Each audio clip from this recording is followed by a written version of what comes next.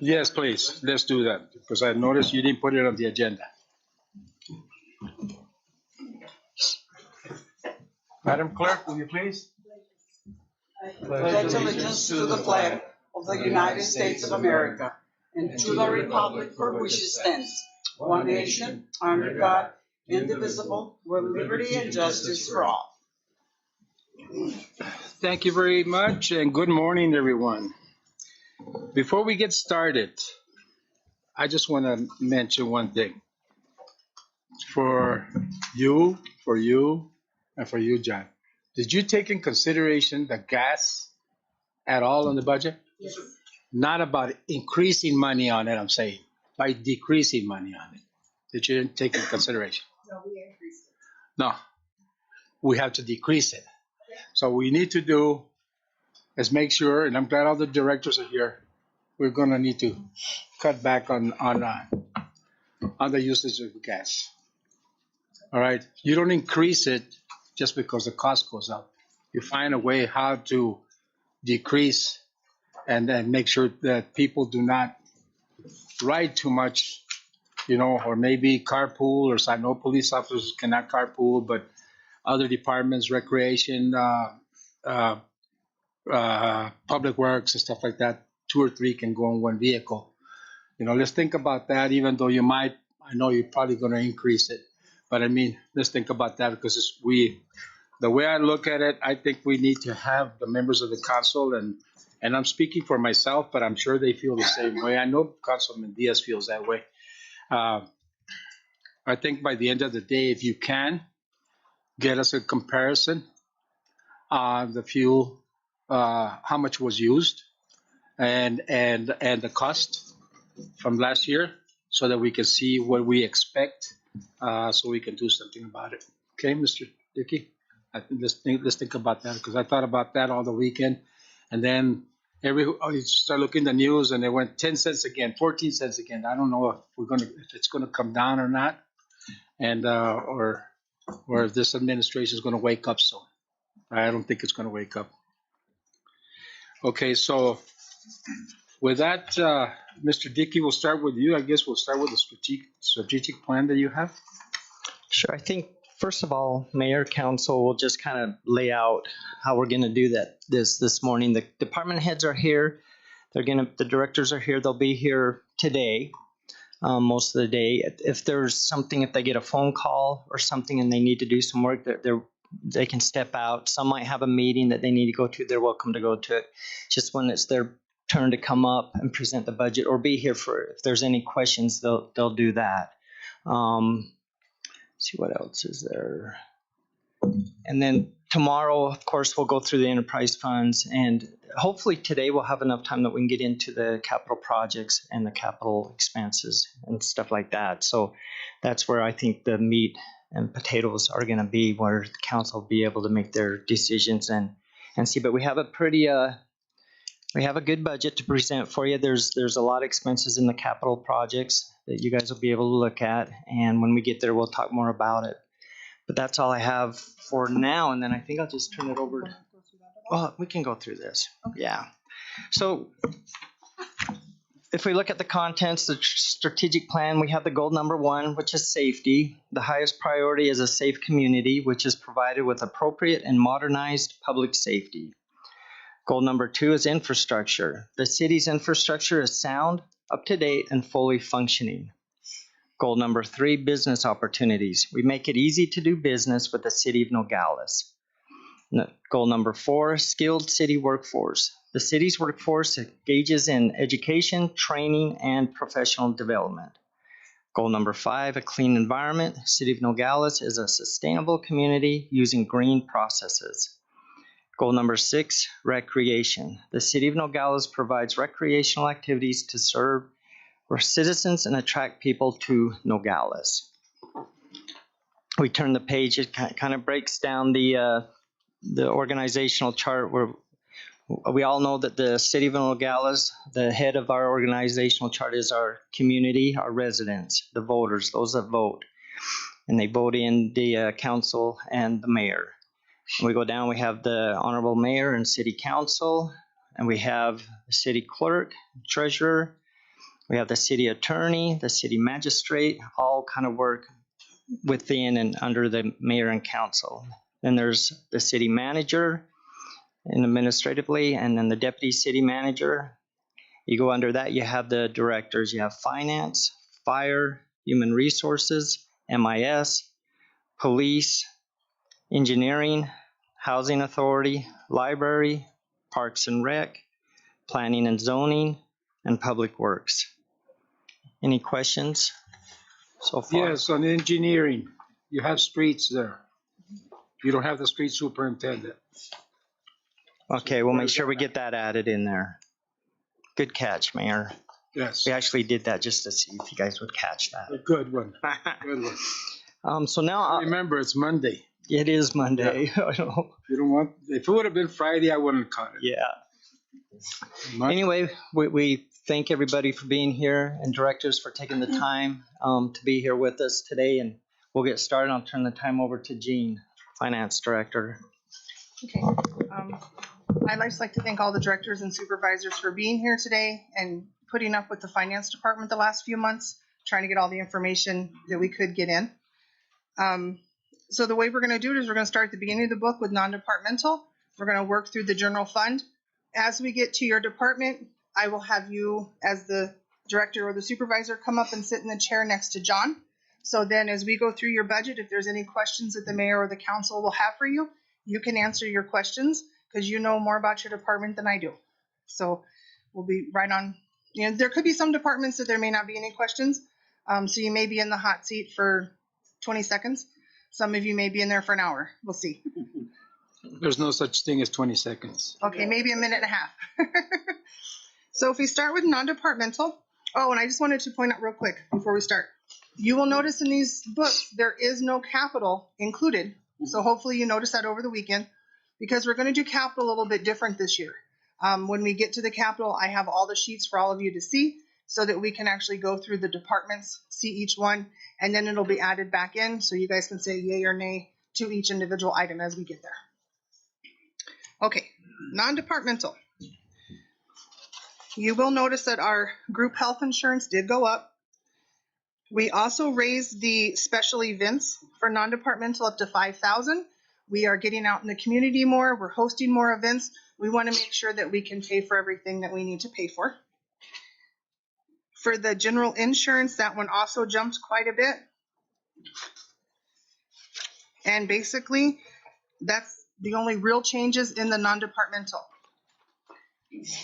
Is there anything, Mr. Mayor or Council, that you see you'd like to change on that budget? No, it's fine. Okay. Go ahead. Okay, moving on to the mayor's office. We also increased your special events up to $5,000. Again, we want to make sure that we have everything that we need when it comes to our community. And then you will notice on every department that had a rental and lease of a copier, those are now all zeroed out because those charges have been moved down to repair and maintenance of equipment. We now own all of our copy machines, so we put it in the correct category. And the only other thing on your budget, Mr. Mayor, is we took your $11,000 that was in your capital and I moved it up to your other contractual services so that it would not get lost, but you can move that anywhere you would like.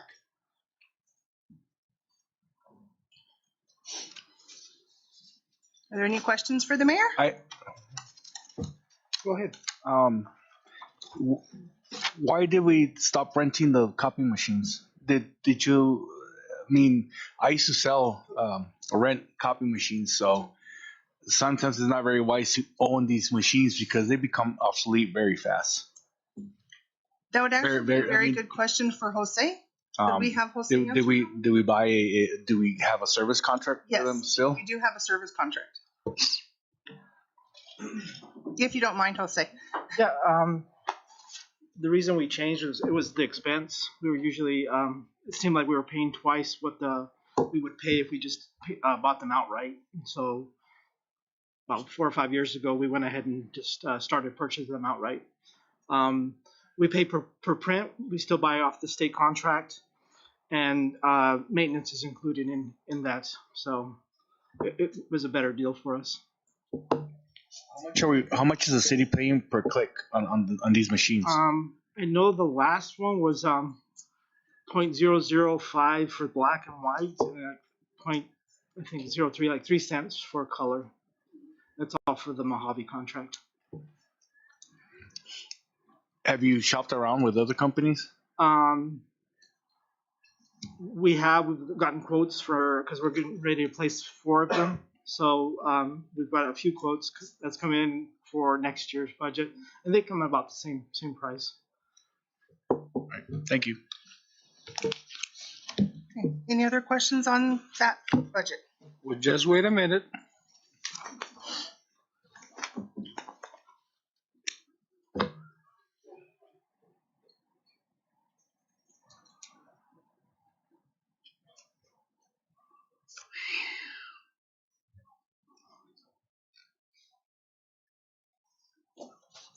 Vamos a seguir usando mi advertisement.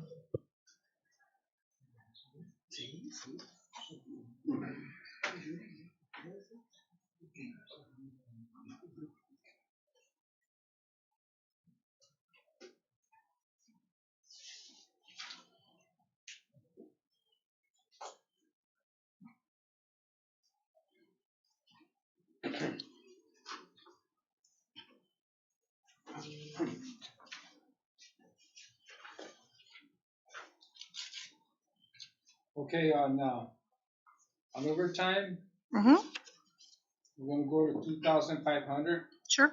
instead of 2,200. Okay. Advertising, we're gonna go to 5,000 instead of 4,000. Okay. We've been using a lot of the advertising from my office for all the events and stuff like that. Absolutely. Okay. Anybody else see anything there that if you're gonna speak and you wanna reduce my budget? Go ahead. Try it. No, take one. Okay. Ready? Is it okay, Councilman? One question on special events. What special events are included in the 5,000? Almost everything that's done for almost all your the office. yeah, we put the advertisement. We put we pay for the paper. We pay for almost everything. Yeah. All that stuff. We won't spend that just in case. Some of the events are now getting a lot bigger than what they were.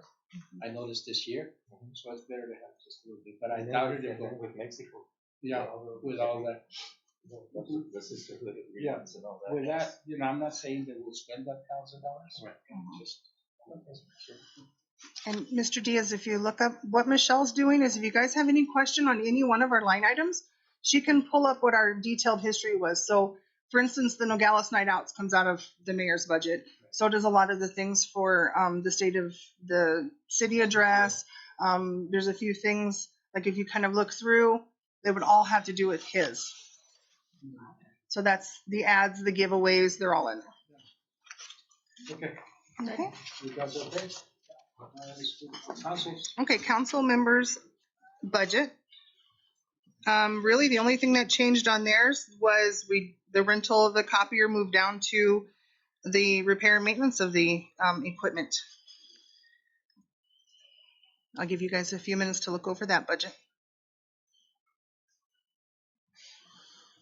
We left all of your travel the same, assuming that now that the world is opening back up, we'll do more travel. Depends upon the monkey virus.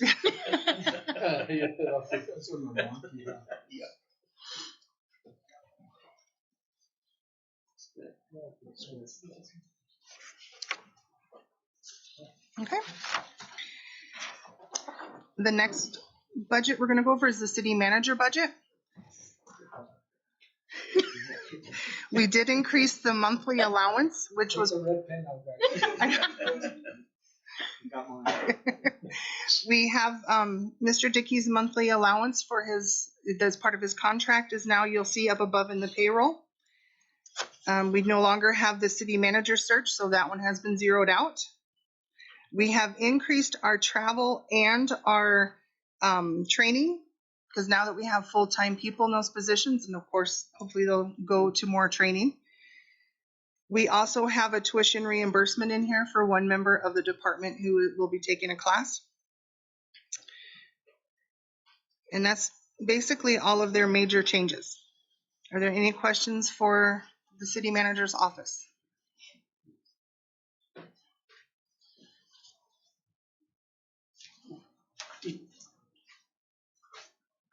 Good. Okay. Not bad, Mr.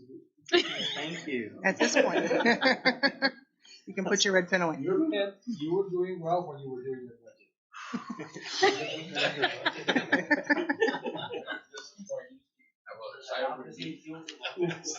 It's like turn the page really quick. What? Oh, you are correct. Yes. We need to add fuel and oil to that one because there now is a vehicle. Thank you, Robert, for catching that one on there. I thought You only get $5. $5. You get $5 for the whole year.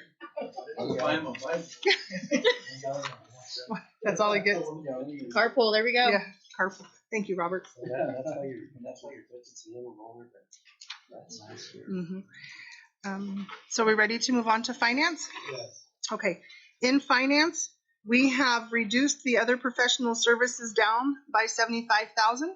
Last year we paid for all of the consulting that dealt with the PSPRS bonds. Everything came out of our budget. We know that now those are closed, so we have reduced that. We have increased the postage and mailing due to the fact that postage has gone up, and we do mail out all of the utility bills out of our account. Our uniforms, we have increased to $1,300 because I'd like to be able to clothe my whole department with at least a couple shirts each now that we finally have a full department. You're full? Yes, we finally have a full department. Yeah.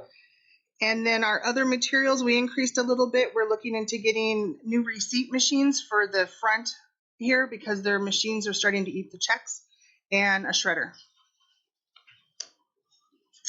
Are there any questions on the finance budget? Let's cut half of it. Okay, Michelle, sorry, you gotta go. You know what, back up. I knew it was gonna be easy. All right, guys, good. Thank you. Next would be the HR department. Carmen, would you like to come forward? Hers will be even faster than mine. She basically did not change anything. She reduced her advertising by $2,000, and everything else for the most part has stayed the same. Are there any questions for Carmen? Just wait a minute.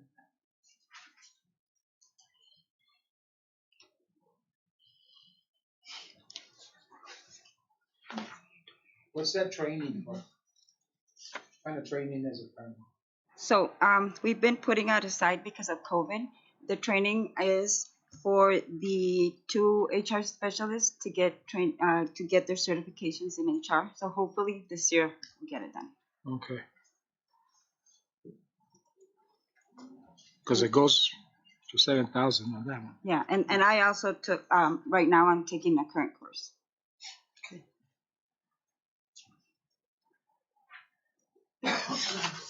And where do you plan to travel? So the thing is, there are groups, and it should be quick to Tucson or Phoenix, depending on where they take the courses, the study groups. Okay. So that coincides with the training. Yes, sir. Okay.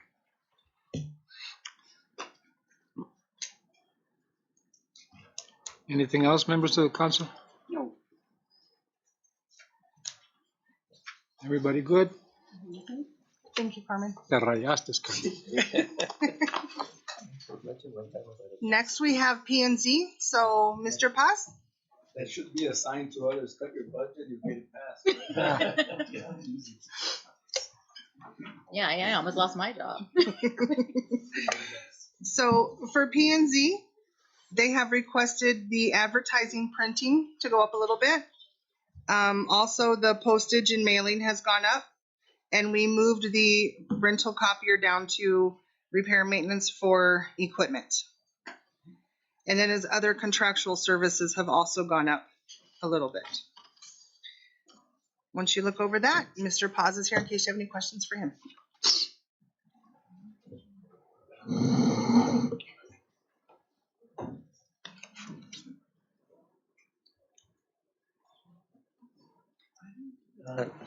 I have a question for Mr. Paz. Turn your mic on. Mr. Paz, we talked about economic development by going through your office or, doing something with economic development? Did you put anything in this budget for economic development? So there's no line items for economic development in my budget this year. Last year there was a request. The request wasn't fulfilled, so I didn't include that request this year. And then we were going to go through the mayor's office for funding, right? So, But they took the 60,000 from my office. you're right. John took it. It might be in city manager It's in the city manager budget. Yeah. is where I think it is at this time. So it has been budgeted and it's in there. Okay, so yeah, because But it wasn't meant to be to hire an economic development director. no, it was just That 60,000 is to work on it. To work on economic. To- That's why it was in my office. to Okay. promote economic development. So it was $60,000 or So I don't know why it was moved to city manager, but that's where it's at now, the money. So the money's there. I'm glad it's two doors away from mine. Yeah, that's right. Okay, thank you. Thank you. Is that all for P&Z? Mr. Very good. Yes, go ahead, Councilman. Sam, on the general land use plan update, you didn't you're not proposing any budget for that. Is there a reason for that? So that was the part of the general plan that was adopted in 2020 by the voters, Okay. right? So that's a completed project. So it's already completed? Yes, and so it just stays on there as kind of a remnant line item, but it was completed in 2020. Okay, thank you. You're welcome. Any other questions? Okay. All right. Thank you, Mr. Thank you, sir.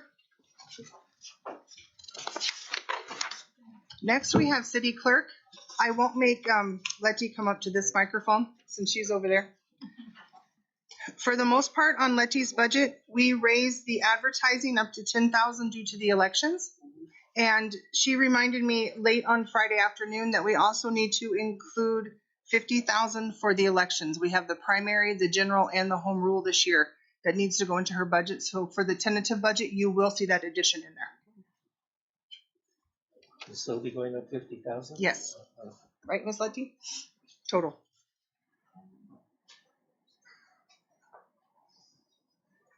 So rather than 10, it's gonna be 60,000, or where is it gonna be? It will go under where it says other professional services. We have 25 in there now, so we only have to go up 25 more. Okay, so we only have to go up 25 more. $65.99.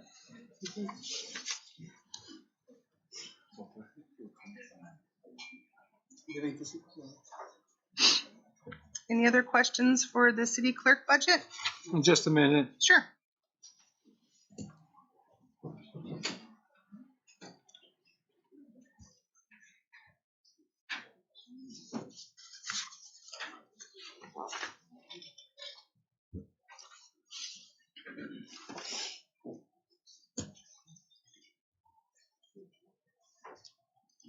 I have a question, Gene. Sure. Where it says here advertising, printing, when you mean printing, does that include the business cards from the councilman and all that, or does that come out of our? That comes out of your budget. Okay.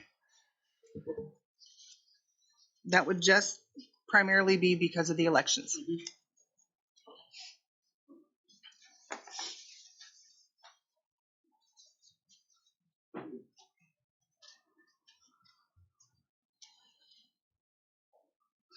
Este bajo aquí le queda.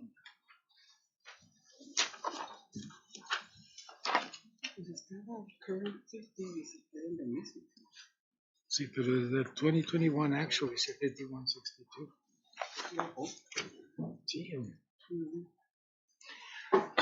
On the salary, Letty's salary, where it says 2020, 2021, it says 51,692. Did it go down to 50? It might be, they may have included some of the overtime, because if you notice the overtime that year looks less than the years around it. So it looks like some of her overtime actually got included in her regular salary when in the report. Okay. I can check to verify. Because it goes 51, 122, 120, and then 21, 51, 6, and then the actual one is 50. 50. So I'll verify that for you, Mr. Mayor, but that's what it looks like. It looks like some of the overtime from that year may have actually been up in there, but I will check and verify for you. Okay. We got to make sure she gets paid every penny. She is worth it. Yeah. Okay. I'll just keep this in mind before the day is over. Absolutely. All right. Thank you very much. Our next budget is MIS.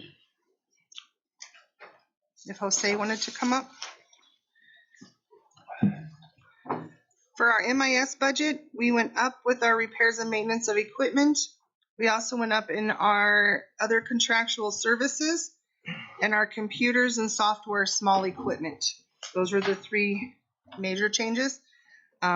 We also, you'll notice, went up in the overtime, and that was at Jose's request. They do a lot of overtime for us with council meetings and all the other meetings we have. Once you look over that, Jose's here in case you have any questions.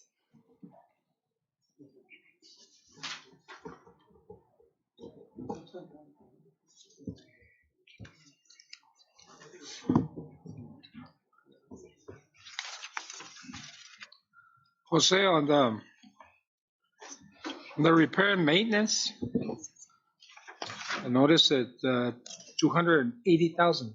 Yeah. Explain. It keeps increasing. We have support maintenance for our basically all our software. We have Spillman downstairs. We have Encode up here. So it's just what it costs. I think Spillman is like almost 70,000. Encode's around 70,000. So they're constantly increasing every year. It's 5%. You'll notice that So are you buying more stuff or just repairing? No, sorry, it's a maintenance contract. Just maintenance contracts, yeah. So it gives us the support when we have problems, and it gives us the updates and upgrades as they come out. And that's probably we'll see every year. Absolutely, yeah. We'll always have technology this cost, and it'll always keep going up. Like I said, it's increasing around 5% per year. Yeah. When Encode started, we had it. I think it was 30,000 per year. That was in 2006. So it's just been incrementally increasing. That we're double that right now. There's set prices. Yeah. Okay. For the year, right? For the year. As you noticed, I was looking at John when I was talking to you. John's going like this. I don't know if it means it's okay or It's all right. it's all right. Good one, Jose. Thank you. Thank you. Anybody have anything for MIS? No? No. Thank you, Jose. Next is City Attorney. Mr. Massey, would you like to take the hot seat? Oh, you're in trouble. So overall for the City Attorney's budget, he went down. So Good, man. he did go up a little bit more in his other professional services, but he went down a little bit in his legal. His advertising and printing went down, as did his repair and maintenance went down, it went from the copier rental to repair, and then his other contractual services went down. Did his salary go down? Well, only one.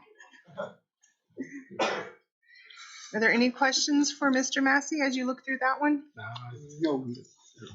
Everybody good? Yes. Good. Thank you, Mr. Massey. Good job, Mr. Messi. I guess your price was right. Yes. And what I was just going to briefly explain, the other professional services is we're finally putting in the budget the cost of mental evaluation, competency evaluations. In the past, we've always just had to pull that out of different places, but now we're going to put it into a particular line item. And unfortunately, we're seeing more of that where our defendants are questionable competency, and so we're getting evaluations pretty regularly now. Before you came in, I explained to everybody that even though you were cleared right now, we might call you back like around 3:30 or so. That's fine. No, I'm just joking. I'll be here all day, Mayor. If we put a check mark, you're okay. If he pulls up his yellow highlighter, you're in trouble. Mira, Mr. Messi, you're clear. You're clear. That's good. Next, we have the court, and I don't believe Robert is here. So I will go over the ones that I know. So this year they do have $7,500 in their accounting audit. It only comes every 4 years, and it happens to be this coming year. The legal has gone up, as has the judge pro terms, the jury, and the translator, simply because all of those fees, like everything else, are going up this year. The advertising has gone down, and then their postage has gone down because they haven't used as much. And then they are asking for more for their uniforms because they also have a full staff this year. And they would like to dress their people in uniforms also. Good. And if you have any questions, I can get you answers once I talk to the judge. I think it's fine. Yeah. Perfect. Next is the library.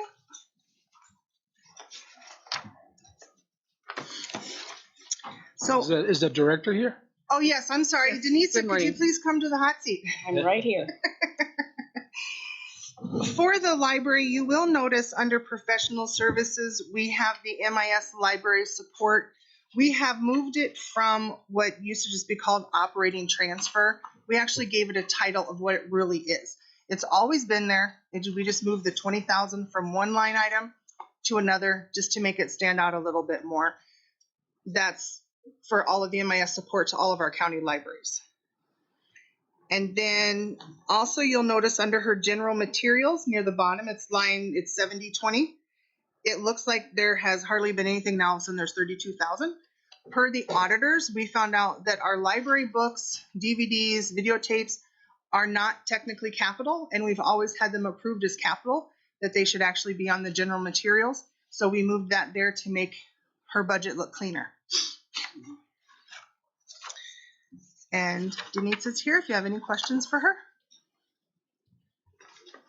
I have a question. You have here 10,000 on special events. Oh, yes. Do you want to explain what that is? That is going to be a special event. So the library system is going to turn 100 years old in 2023. So the library board wanted to do something to celebrate it. So it'll be for different events throughout the county.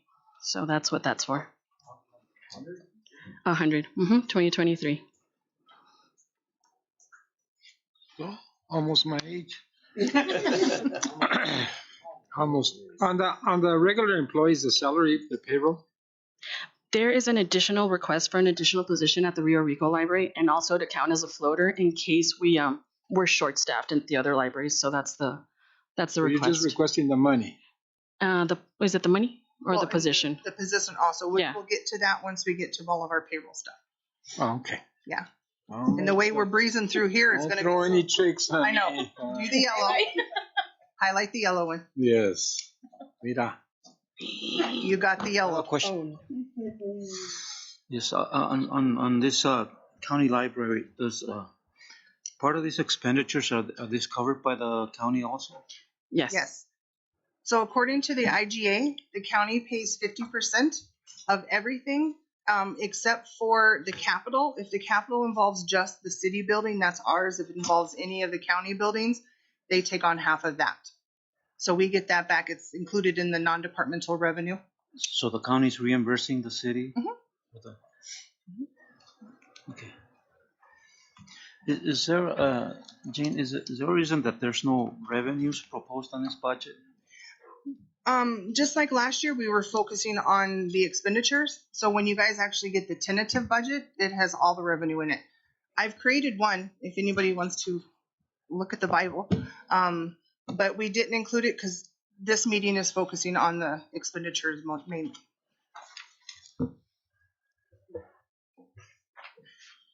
Any other questions for Denisa? No. Okay. Police is next. Chief, would you like to come up?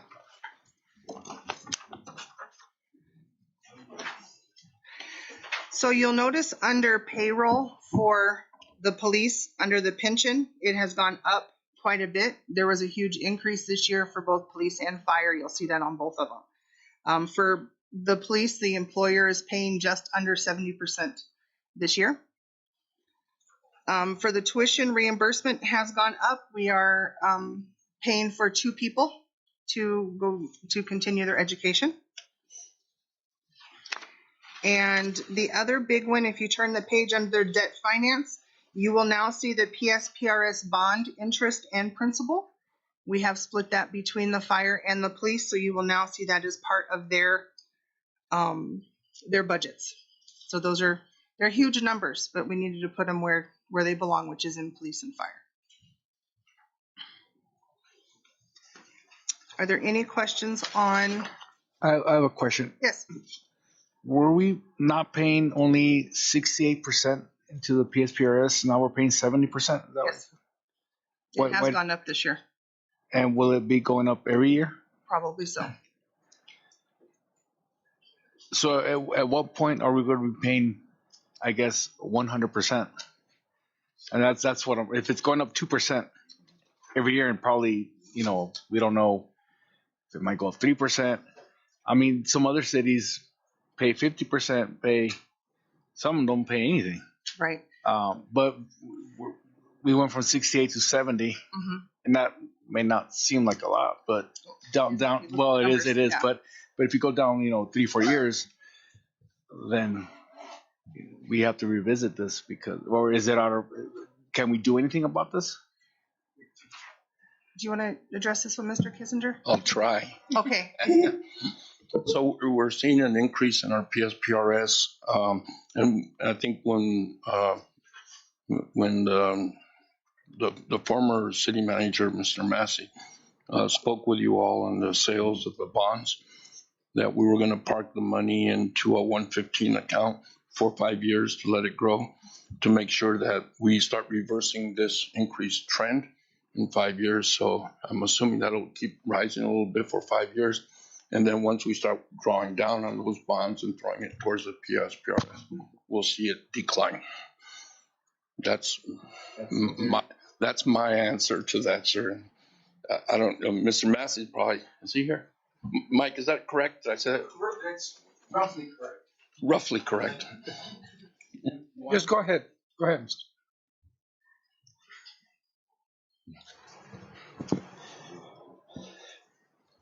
Mr. Mayor, members of council, we had the opportunity to take the bond proceeds, which is $16 million, and we could have given it directly to PSPRS and have them invested in both of these funds, in which case we would expect that the increase would be a little bit less, but we would nevertheless still expect an increase. So from 68 to 70, we would have probably had no change in that this year. So the following years, we're going to see increases in the PSPRS contribution rate that is mandatory. But, and I think I tried to explain that to Mayor and Council, we're putting that $16 million aside to hopefully, grow that pool of money. And we will, in the next, 4 years after this budget year that you're considering right now, we will expect that those increases will continue to go up, and somewhat dramatically if the stock market doesn't turn around. We're looking at a 10% decrease from the beginning of the year until now, whereas last year we had a 25% increase. So when the stock market doesn't do well, depending upon how our portfolio is invested, next year you can expect a pretty substantial increase in, but that's what we discussed. You're going to put that money aside, and then for the next 4 years following this budget, because this budget includes the last go around of the ARPA money, then it's going to be a tough situation in those next 4 years. But then following that, the policy is that was adopted by City Council. The policy is you take money out of the account. And so the increases will continue in 4 years, but you'll have a pool of money that you can pull out to assist in making those payments. And that's called a contribution equalization program. So you're pulling money out of one fund to pay these demands that are going to be presented every year by PSPRS. So you'll see it going from 70%, 72%, or whatever it is. But after 4 years, if it's 80%, if it's 85%, whatever it is, you'll be able to take money out, and at least half of that will get paid from the 115 fund.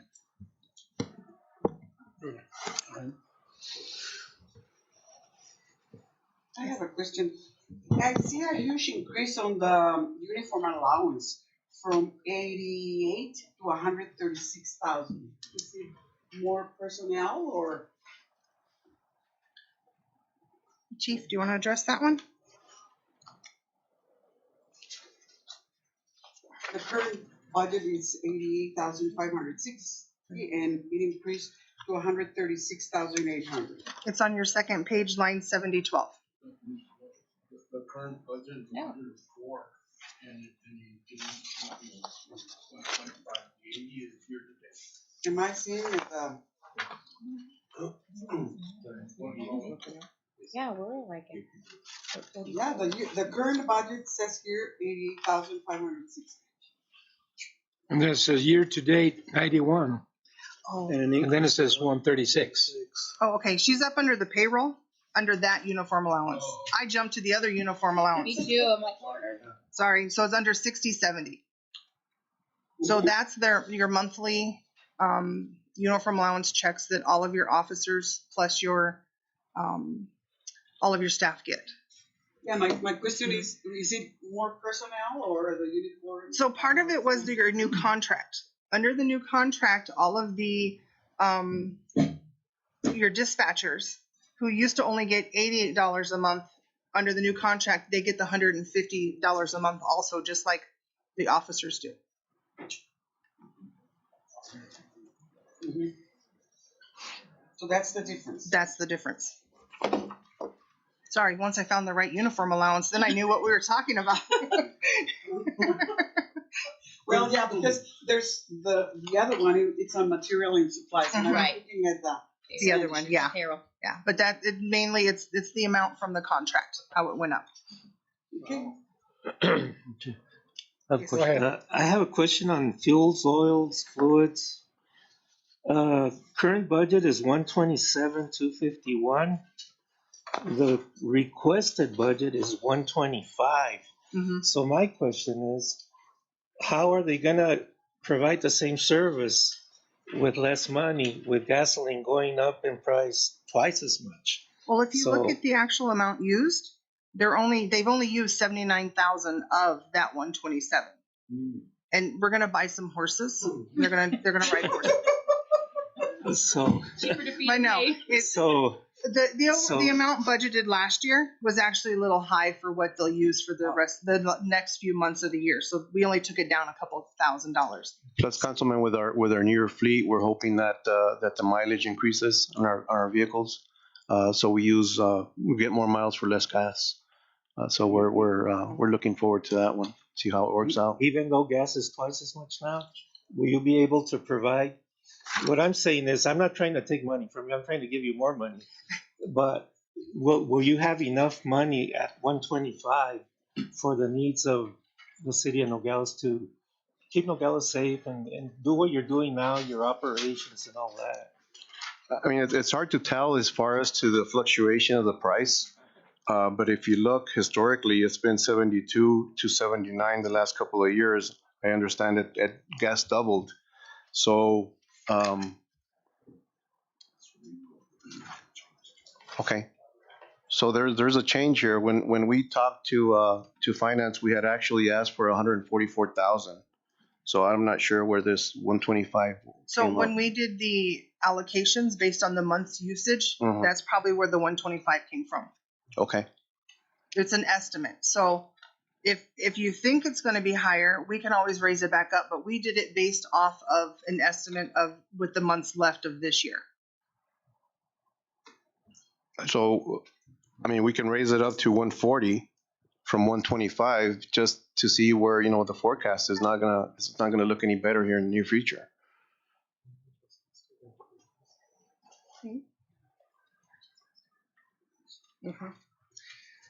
Mayor, are you okay with him asking for more since you've asked us all to reduce? No, No? not yet. Okay. We have to wait. Okay. And I'm fine with this, Mayor. I mean, if you look at it, that's pretty much, I mean, that's a substantial amount from what Well, we we- spend to what the budget is, right? So, I mean, the question is the price. Yes. The usage is the same. The price is the question mark right there. Well, the thing is, Chief, I understand, but I think I asked in the beginning before we started to get a report for all the members of the council on usage and cost of gas. Right. We have to project for that one. Absolutely. We don't see anything a light at the end of the tunnel with the gasoline. So once we get that, then before we even get to the tentative, then we can, fix it up, Chief. I'm fine. Yeah. I'm fine with that. But I think we should keep it like that for now to have some kind of number. 125 is fine. And then once we get something from Fleet to let us know, who's spending more gas and why, and right. 'cause I need to know that because I contemplated that all weekend and watching the news and watching it go up and up and up by cents every minute of the day. I don't forecast this administration in Washington's going to change. Sure. And it's going to get worse. Absolutely. Okay. Thank you for bringing it up, we'll Councilman bring it Diaz. before the tentative. We'll bring it back and we'll talk about it. Yes, sir. Go ahead. Yeah, just to touch back on the fuel, Chief, are you planning on adding more vehicles? I know you're adding more personnel. Are you going to be adding more vehicles to your department, or are you retiring more vehicles from? We're hopefully getting we're getting 2 vehicles for sure that were just ordered through our RICO fund. That were just ordered this week, or they're going to be ordered next week. And then we put in for 2 more vehicles from the general fund, or from capital actually. We have put for 4. However, we're looking at hoping that if we can help out for the second phase of the salary study increases can come in. So we're taking half of those, Mayor. So instead of 4, we're only asking for 2, and I bought 2 out of our RICO fund. Good. So that's where we're at. And then we're waiting for 5 more as soon as they approve our next Stone Garden budget. We have 5 vehicles coming from Stone Garden also, besides the 5 trucks that we just got about 8 months ago. So Yes, absolutely. I mean, we get one new car, we're going to sideline one old car. okay, that was my next question. Yes. And actually, the 2 vehicles that we're getting that we bought outright through RICO are canine vehicles, because historically they've been pretty shoddy vehicles, and those are that's a unit that does a lot of outreach for us. Presentations at the school, presentations with nonprofits. They're out there with the kids and stuff like that. So we want to make sure that we send the right image, that we have good vehicles, and then make sure that the image for Nogales and the Nogales Police Department is 100%. Thank you. Chief, could you explain on the salary, like from 2 million to 3 million? What are you expecting the employees, new employees and stuff like that, or hirings? That's the 3 million, Mayor, is the officers that we are allocated. If hold on, let me get a paper here that I have. Yeah, it's the same. But I mean, I know you're short-handed right now. How many are you short-handed?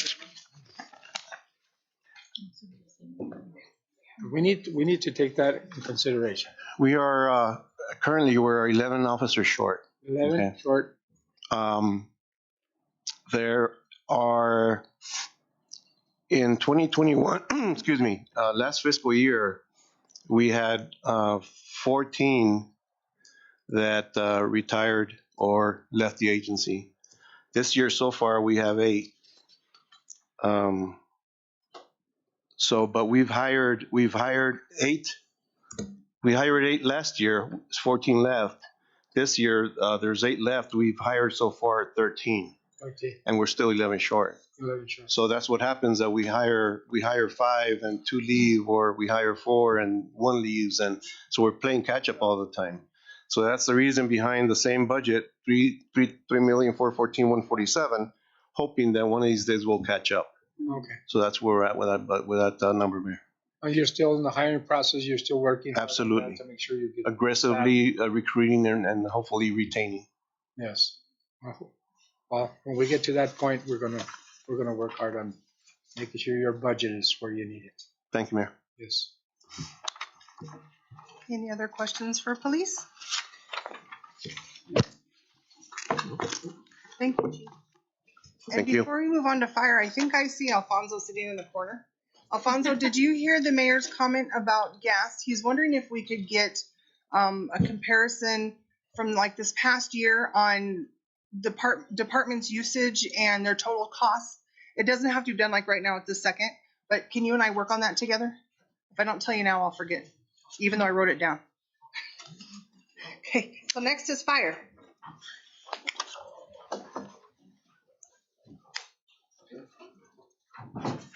So under the fire budget,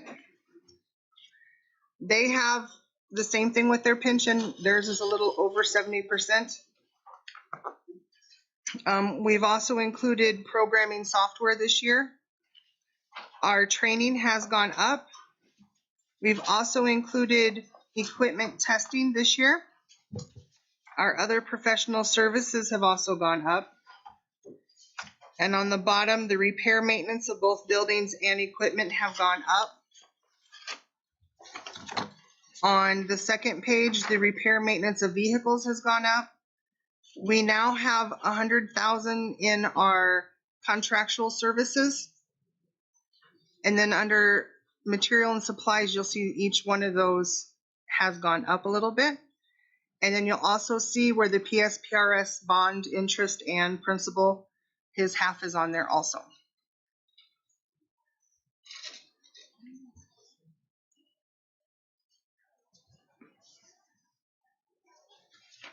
Once you look through that, Chief is ready for any answers. He's ready for questions. He's ready to answer your questions. Chief, on item 6070, on uniform allowance, you're requesting nothing on that particular one. Why? Is it added on the other one, on item 7012? So, in the last contract, when we did the DOL audit, they said the $1,800 a year was beyond what's reasonable and customary. So 1,000 of that went into regular payroll at 33 cents per hour. So that's gone. And then the other remaining $800, which was deemed reasonable, was then moved down to the line item for uniform allotments. So it's not the payroll uniform, but the lower one. And that one, they have an account at Nogales Tactical for the remaining uniform, $800 in uniforms. And you'll see that on a couple other things too, like the hazmat stipend. All those stipends were rolled into their regular payroll. So they have a regular base rate, and then we're calling it an adjusted base rate that has all those stipends in there. So it's not permanently in their base pay, but it's in there when it's calculated for finance to be able to do payroll a little bit easier than some of the way the other calculations would have had to go. Chief, is there anything out of the ordinary in this budget that you have that you would want to talk to us about, that you would want this year? So really it's the $100,000 that's down in the bottom is the 2 points of discussion for this year. And that's kind of split between two things. One is some wildland mitigation, and one is some hydrant repair. Currently, we have about 100 hydrants in the city that need to be repaired. we know this by when we all went out and with the water department and did the testing. There's nothing that's specifically line itemed for that kind of repair in either the water department budget or in our budget. I put it in ours just to have the conversation today, and so I don't know if that's the best place for it, but I feel like, you know, that there's certain things we can do, like the ones on that list that said, hey, it's overgrown. Well, we've got a weed whacker and a chainsaw, and we go clean out around those. But there's certain things we can't do, like rotate the hydrant or fix the stem, or on some of them that they're broken off below ground. Like at some point we need to start working on those. I mean, out of the 800 that we have, 100 of them are in some form of needing of repair. And so that's why that's in there, is to start that conversation, whether it's in whether it's 50,000 in our budget to hire somebody, or 50,000 in water, or even 25,000 in somebody's budget to start it. That's all we're trying to talk about, because really there's no earmark for that anywhere in the current budget. No. And you know, some of them might get repaired by the WIF alone, but we need to figure out, once all the architectural stuff gets done, I don't know if it's architects, but what is engineering stuff, yeah, gets done, then we might know some more on that. But that's just the big conversation that I'd like to have. It's on, you know, somewhere in there that we earmark something for that. And the second one is the wildland interface stuff. You know, we saw the grass fires we've had. There's a couple different ways of doing that. We could hire some prison crews to come in, and they'll come in and cut fire breaks for us. You know, you could buy us a tractor and we could go out and mow. We're not opposed to that, but we could start a wildland reserve program, that in the time right before the season, that we bring in some reserve employees that cut it ourselves, and then we use them for the wildland season. There's a bunch of different ways, and that's why we kind of just put 50 for each project in that line item and said, you know, let's have the discussion. This is from here, Chief. Yeah. So. Yes, go ahead. So what I suggest we do here, and thanks, Chief, for bringing that up. Keep that 50 in mind. So when we're back to water, we can either put a special line item in water to deal with hydrants at 50, or we can leave it here and just work with water and deal with 50. But we need to get some of these hydrants taken care of. Yeah. Either way. You know, in reference to the fire hydrants, Chief, this is the water department. Your use of the fire hydrants to connect and fight a fire, not to repair it, or put something in your budget for the water itself. That should be under the water department. So, members of the council, I think that discussion should go into that, whatever amount is got. Now, for the wildland, I support you 100% on that. We do need to get some part timers or even some of the personnel you're training, you know, to help out with that for the fire breaks, or work together with recreation and public works with their equipment to doing the big breaks, the fire breaks, like in the Middle Hills area and places where we can access easily with a tractor.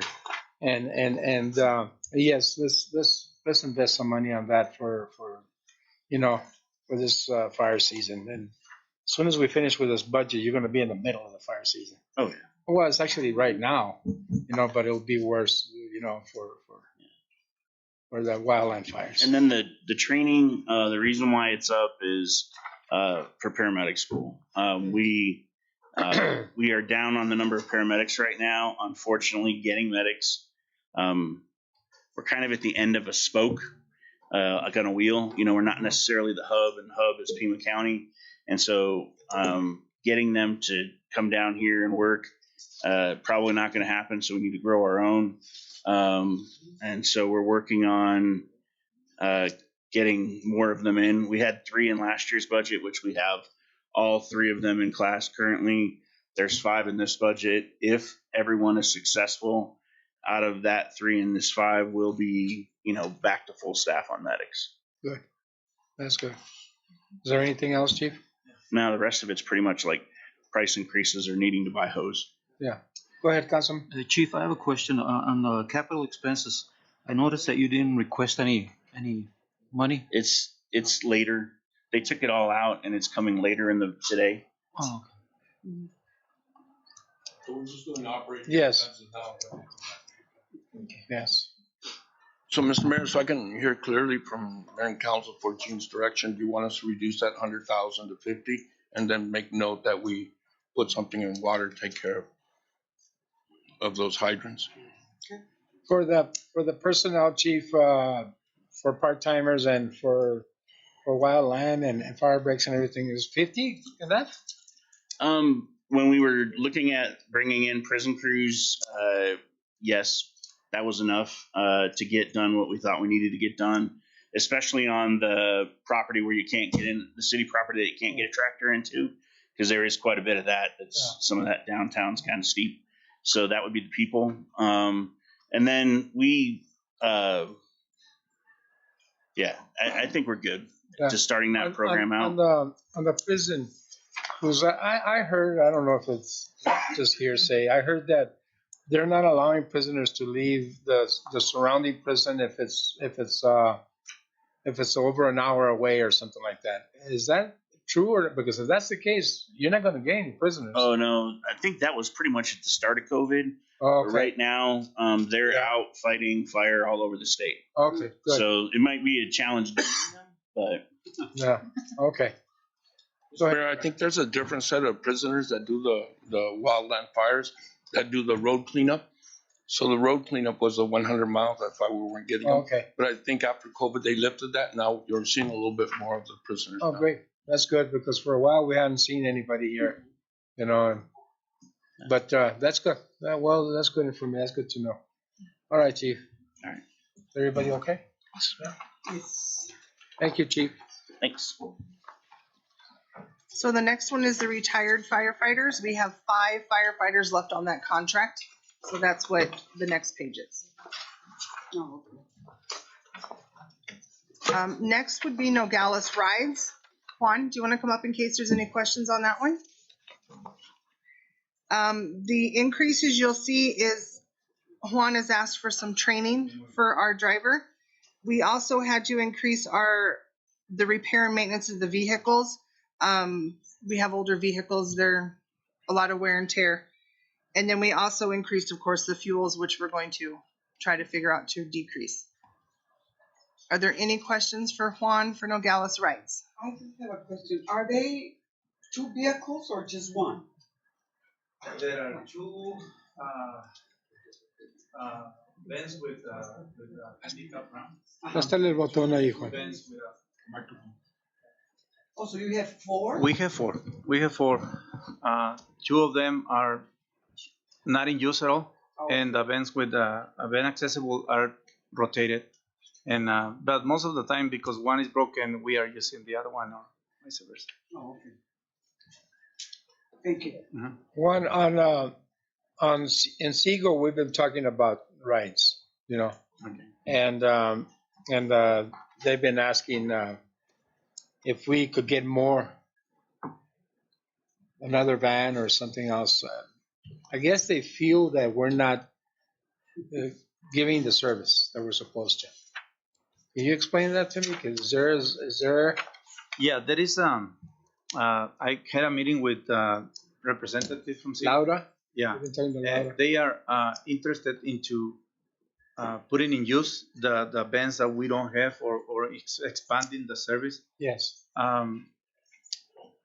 Unfortunately, what we have experienced in the past, the money that they contribute to the Nogales rights is only $10,000, which is not significant to operate 2 vehicles. I told Laura that if they somehow they can help us with another driver and maybe another van, that would be very beneficial to the program. But not with $10,000, enough. Okay, is she expecting for us to go out in the county also with that, or just for the city use? They are also planning to extend the service to outside the city limits. Okay. They would like to see a service up to Tubac, but that is a county-city partnership but that is coming in the future. That they are planning for grants from the State Department to expand the service. Yeah, that's and what she have- told me. She told me about the grants.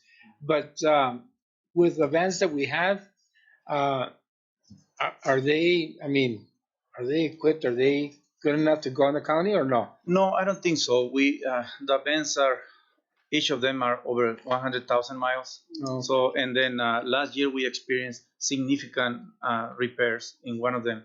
By the way, one of them has been broken for over 6 months because we have no budget in Nogales, right? So you really basically have one that's One is in That's good. operation, and let me go back.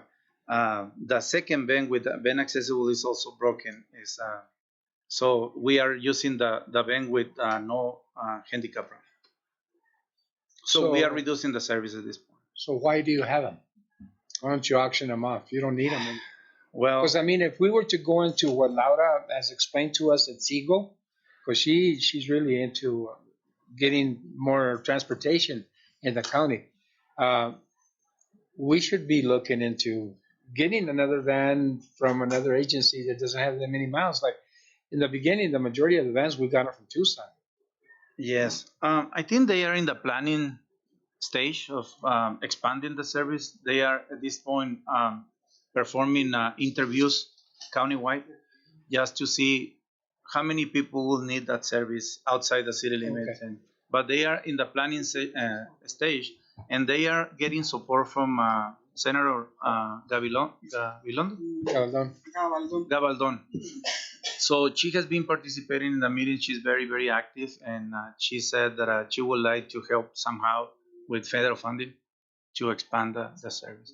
Yeah, because at Seagull, all the counties, we support her on her efforts, but we haven't taken action on it. It's just been a presentation and discussion, and that's why I bring it to you because, I'm the executive board, I'm the chair now for Seagull, and this is something that I know pretty soon is going to come to the point that Laura is really interested in doing this. I know she's been talking to the county, but I don't know where the county sits or stands on this.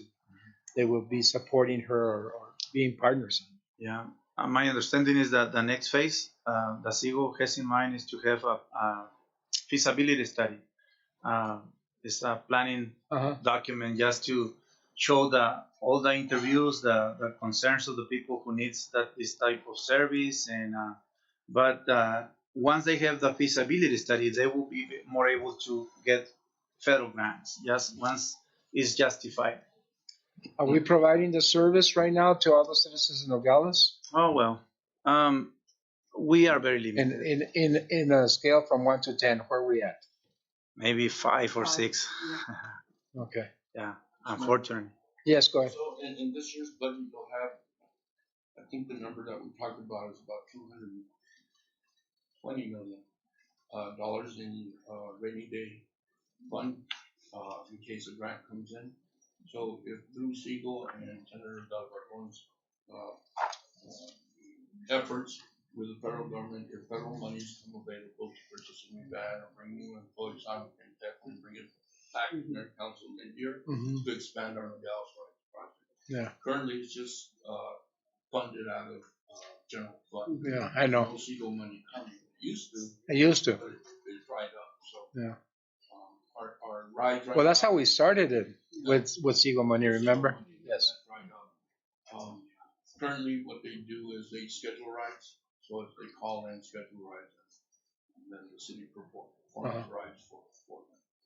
But I understand that one time they scheduled rides and the band did not work, huh? Excuse me to repeat that question. I understand that at one time the scheduled rides were not. You couldn't perform because the band did not work. Yeah, that for a while we were temporarily without service. Yeah. So we had to inform everybody. We have to make sure that it's in running condition. Yeah. I mean, within the city limits. I mean, because the worst thing about it, you don't want to take somebody to a meeting or a doctor appointment and then not be able to go for that person because the van doesn't work, or Yeah. Doesn't operate as soon as you drop them off. Mr. Mayor, another thing that I want to mention to you, one of the main interests from Laura Villa, from SIGO, was to provide services to people with sicknesses or disabilities. And we provide such service, but not to the point where people are very, very sick that requires special attention. Yes, I understand. Our employees have been in a situation where they have been in panic, where trying to address a patient who has, become very sick in the bed. So that's something that we cannot do at this point. That's what I told her that. And that's why you have somebody that when the call is made for that should ask those questions. What condition is this person in? Because if the person is very sick, maybe there should be another method of transportation by ambulance or a relative or something. But I know you don't want to put the driver in that position. Right. I understand. Yeah. And another on top of that is that we have only one driver, but when the driver is on vacation or he's taking sick time or something like that, we replace him with street workers, water workers, and they have no clue of less than the driver. So we have been in situation where another employee from another department has been in special situations with a sick person. So they told us, please don't never put me again there. Maybe you should cross-train somebody with that, John. Maybe have two or them. So Mr. Mayor, just in case. Yeah, the job description and our drivers are just drivers. They're not medical professionals. Yeah. The state of Arizona over there behind Kentucky Fried Chicken has the ability to provide services to those who need medical transport. We're not supposed to be doing medical transport, but we do take what we consider relatively healthy elderly people to doctor's appointments. And so every once in a while, we'll end up with a potential health emergency during the transport. But the drivers are instructed, if that were to ever happen, to stop the van and to dial 911 and get Jeff and his boys over there to take care of it. Está muy bien, Juan. Thank you. No importa. Go ahead. Yeah. Since we're transporting people, do we pay some kind of special premium insurance for the vehicle? Or is it covered by the same umbrella as all the city vehicles? Same. Mm-hmm. They don't request a special insurance. Okay, thank you. Thank you. Everyone. No importa lo que diga el John de ti, you're okay. Thank you. Can we take a 5-minute break? Absolutely. So water's going through me. Yes, agua del city. That's city water, you know. The bottom. Yeah. City water. Of course.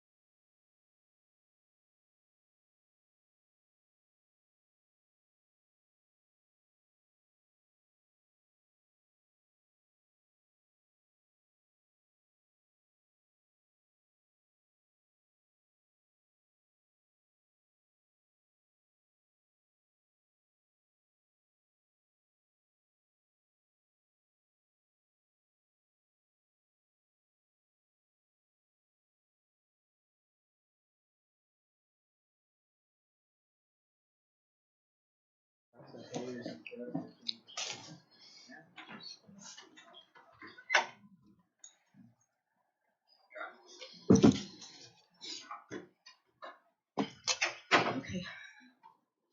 Are you ready? Yes. Okay, so now that we're back from the break, we're going to move into the facilities, and we lost Carlos. Well, that's probably my fault. So Ruben, if you want to come up and answer any questions till Carlos is probably dealing with the situation we have right out here. Hope he doesn't come from that bathroom. That's $10,000. That's That may That's happen. where he's at. that may happen. That may happen. So they're fixing it right now? Right now? He's trying. The plumber was coming today, actually. Hmm. For real. For real. Yeah. For that bathroom? Mm. Yeah. Oh, wow. Is that the same plumber we've been asking for the past 10 years? Might be. So we need a new plumber. Yeah. That's it. I don't know. Oh, there's Carlos. Second, man. Carlos, if you'd like to come and sit in the hot seat. Good morning, everybody. So for the facilities budget, we have our other professional services have gone down a little bit. Our pest control has gone up. And also our repair maintenance of vehicles and our other contractual services have also gone up a little bit. That's basically the budget. I know that Carlos is dealing with our situation out in our restrooms. That has been an ongoing that will continue to hopefully be fixed. But do we have any questions for Carlos? And Ruben's also here to answer some if need be. Yes, Carlos. It is really a problem with the legislation. And it's been forever. I've been here for many years, and it's the same thing. And I've been telling Mr. Barcelos about it, and he says it's the plans and it's whatever. But he's not there inside like we are, and it smells terrible. So is this enough money to fix the problem, but really fix it? I cannot tell because as you may know, the building it's old, and the problem is that the plumbing is made of cast iron, and it seems to be leaking. And the trap, the floor trap, the drain trap, it seems to be the problem. I've been trying to get plumbers here. I had one of them scheduled today to look at the problem there, but he hasn't shown up today. So probably it's gonna be kind of expensive because we couldn't find a way to get to the trap some other way, you know. But we're gonna have to break the floor and probably install a new trap there and renew all the plumbing underneath. You'll see that in the capital. As soon as we get to the capital, you'll see a line item for bathrooms at City Hall, right? It's renovating the bathrooms. So, Yes. And if we don't think that's enough, we just increase it a little bit. But that is one of the projects. Yeah, when you mentioned renovating, is it just the fixtures or whatever? Well, at the beginning, that was the idea, but now that we had, it's the plumbing. It's not just the toilets or probably not the it's not the toilets. It's the plumbing underneath. Yes. Mm-hmm. I'd rather leave the fixtures like that. Yeah. That's what that's what we're gonna do. Yeah. Mm-hmm. Thank you. Yes. What problems are we having with the pest removal? With the what? Pest control. Are we having an increase? I noticed that it went up. But is there do we have some infestation of cockroaches or rats? Well, what's no, not at all, not really. But the prices are going up on everything. And the company, it's a company from Tucson, so they charge us for, come all the way from Tucson to here. What company is it? Termagon. I have a. Go ahead. I have a suggestion. You and because I worked in many restaurants, and they lock in the price, you may consider looking up Ecolab. Those guys are pretty good, and once they set the price, they don't raise it. Okay. So you might consider them. Sure. They're called Ecolab. And I'll give Mr. Kissinger the number. He can forward it to you. Sounds good. Yeah. Do you know why we have that increase in pest control? I believe Mr. Barson has said it's due to the rising costs. And they do come down from Tucson, and I'm sure they probably put a lot of their fuel and their mileage into our bills for this coming year. Most of these companies, when they have, I know Ecolab does, Pizza Hut, all the major franchises here in Nogales, so they don't charge or they don't raise the prices also because it doesn't matter to them because they have like almost 10 contracts here in Nogales, so if they add one more, it'd be even better for them. So that's why they don't raise the prices. If gas goes up, the prices remain the same. Okay. And Mr. Diaz, I know had a question. Yes, on building improvements renovations, on the current budget, you have 266,000. Year to date, 50,932, and nothing on requested budget. That's capital. That's capital? That will all be this afternoon. Okay. And Mayor and Council, trust me, There's capital Yes. On contractual services, notice that you requesting 25,000 and went up from 12,000. Is that what kind of contractual services are you Well, requiring? we use the contractor for service the extinguishers. The guy who was servicing the extinguishers, and it was a local guy, but he cannot handle the amount of work he has now, and we had to hire somebody from Tucson again that will charge us more, and we pay for the locksmith and different. Because I noticed they went from 4,600 actual expenditure to 20, and you're requesting 25,000. Well, what? Oh well, and part it's for maintenance of the air conditioners. On all the city buildings, or just No, yes, here. just here? And Michelle pulled up what was paid from this coming year so far, and it's a lot of the carpet cleaning, the sewer lines inspections. So she has pulled up what currently has been paid from this year, but next year has increased. And I know it does have to do with the air conditioner system here. When it broke on this side, they had to order 2 parts, and he's going to have to order an additional part this coming budget, and it is quite expensive to get the parts needed for this air conditioning system. That one motor, isn't it? Yeah. The work this year? They did part. It hasn't been paid for yet because we haven't gotten the invoice, but next year we will have to order additional parts for the air conditioner, and So it's going to be expensive. So it's not showing on the actual yet? Not yet.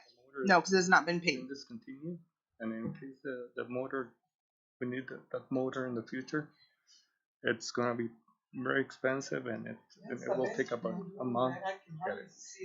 But Can it get any bigger? we did a leak. Well, I don't have a cost for the motor. What if you grab the corner and kind of pull? You know how sometimes you can grab and pull? Carlos, is this contractual services? When you're talking about equipment, is that included in there? The expense? You're talking about repair and maintenance? Oh, contractual services? Is that for the labor, the service, or is that all? Yes, and I think Mr. Barson has included the replacement I of just some ran a units detailed on listing, top. so this is kind of like as big. Because Oh, it's a little bit they're bigger. old. Okay, Gene, on the payroll, there's $3,000. Okay, the other contractual services. Okay, can you pull up that one? That's to cover the prices of the repairs. It's not to cover like a raise or anything because there was no raises put in there. But I believe I think it has to do with the person that, like, we filled positions that weren't filled last year. And The 60-10 is what you're looking 60, yeah, 60-10. So I can do you want me to do detail on this? Yeah, you got detail, right?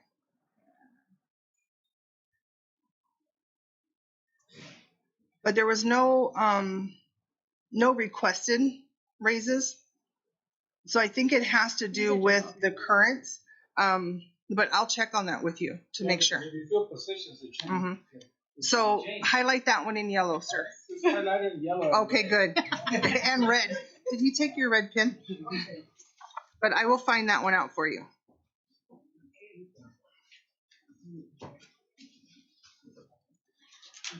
Are there any other questions under facilities? Okay. Thank you, Carlos. Thank you. Next is engineering. Oh, sure. On fuels, oils, and there's $1,000 difference. Is that also because of the gasoline? Yes. That we're going to carpool. That's what I was telling you about. Yep. Yeah, that one right there. That's one of them. Mm-hmm. Highlighter. Yes. And that's the only reason that it went up was because of that. Okay, next is our engineering budget. Again? 5 minutes. 5 minutes. This guy here to Juan has asked for some programming software, so we've included that in the budget this year. He's also asked us to increase the training and the travel. He finally did hire an assistant, so we have an additional person in the department that will be doing training and traveling. And then he also has increased his uniform and his general materials.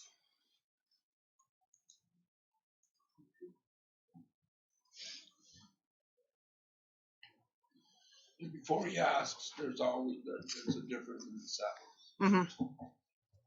I guess you can highlight that one too. Make it yellow. 1,500. And the fuel. And the fuel. And the fuel. You know, the fuel is strange because the only place they go to is Sacarape. But it costs more. Not that far, It costs more. So that's what I was thinking. You know what? I need to talk to Mr. Massey because I think the council should have a stipend of the. Yeah. I'm serious. Mm-hmm. With the cost now, not just to travel out of town, but within the city limits. We need to start thinking about that with this budget. You know, get some money for fuel because I come to the city every day. Mm-hmm. Then I go to different places every day, and I can in my pocketbook I can see it. And the money you gave me to go to Safford wasn't enough.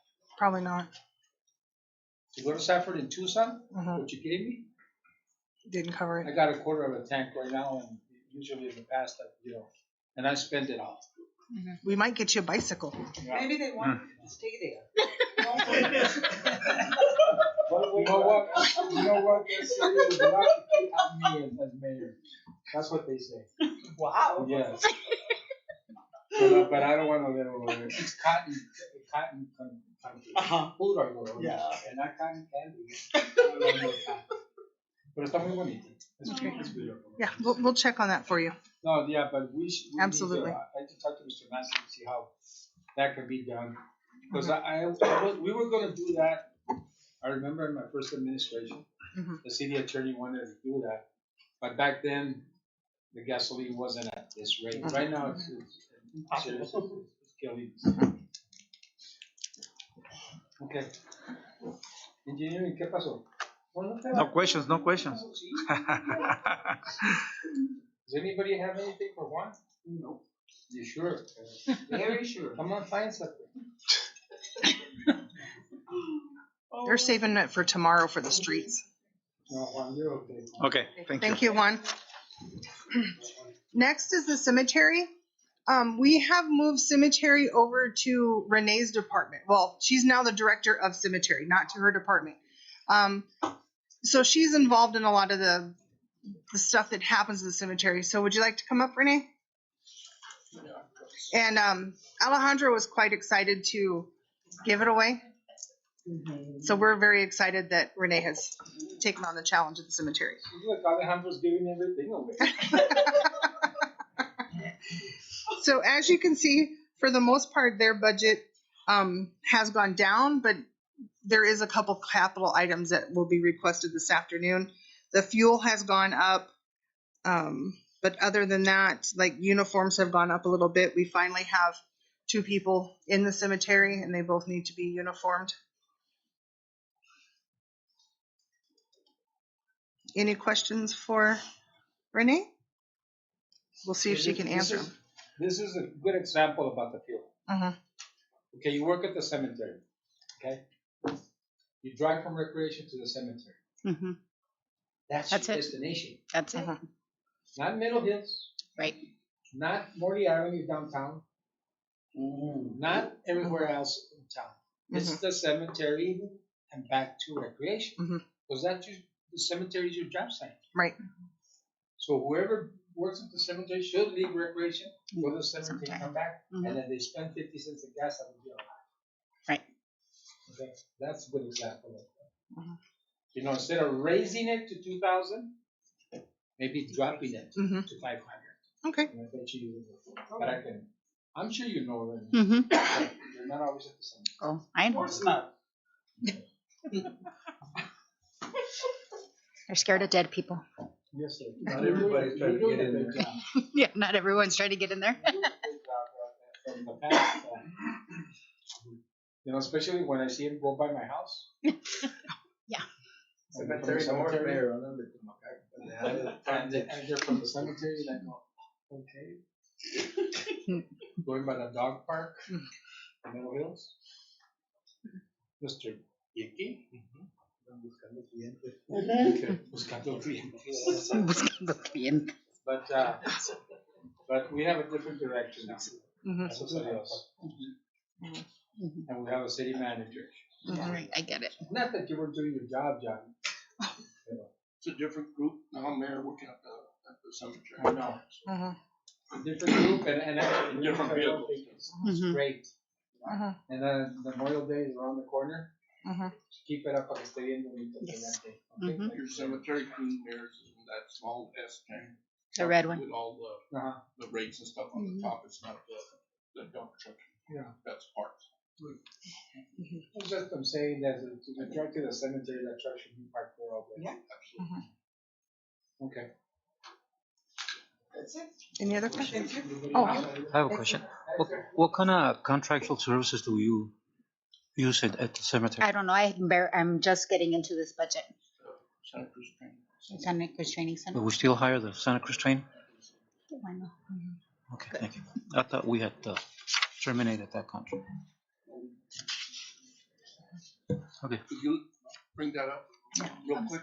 Okay. Under the temporary employee. Make sure I'm not. Temp employees? Yeah. $68.99. How often? 68. So it's under the other contract. Oh, So it's 778, 68.99. So we're gonna go detail. Okay, so we're gonna. Oh, and then we also did tree cutting out of it. Remember last year? It was very overgrown last year. Who told me that? Ruben? Thank you. This is what we got. Yeah, tree cutting, lumber and each back of the.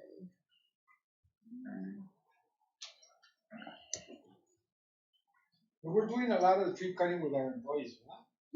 Doing a lot with companies and some with our employees. It all depends on the size of the The trees. big ones, we have to do them. Depends on the size of the tree. So that's where the majority of money is. I think was under that chance. Michelle, was the Santa Cruz training under 60/15? Yeah, 60/15. Let's see here. Or the 65/99? Do 60/15. 60/15? 60/15. I think 60/15 were temps that we had. So it's just temps, right? Those are temps. Okay, and then do me a favor of 65.99.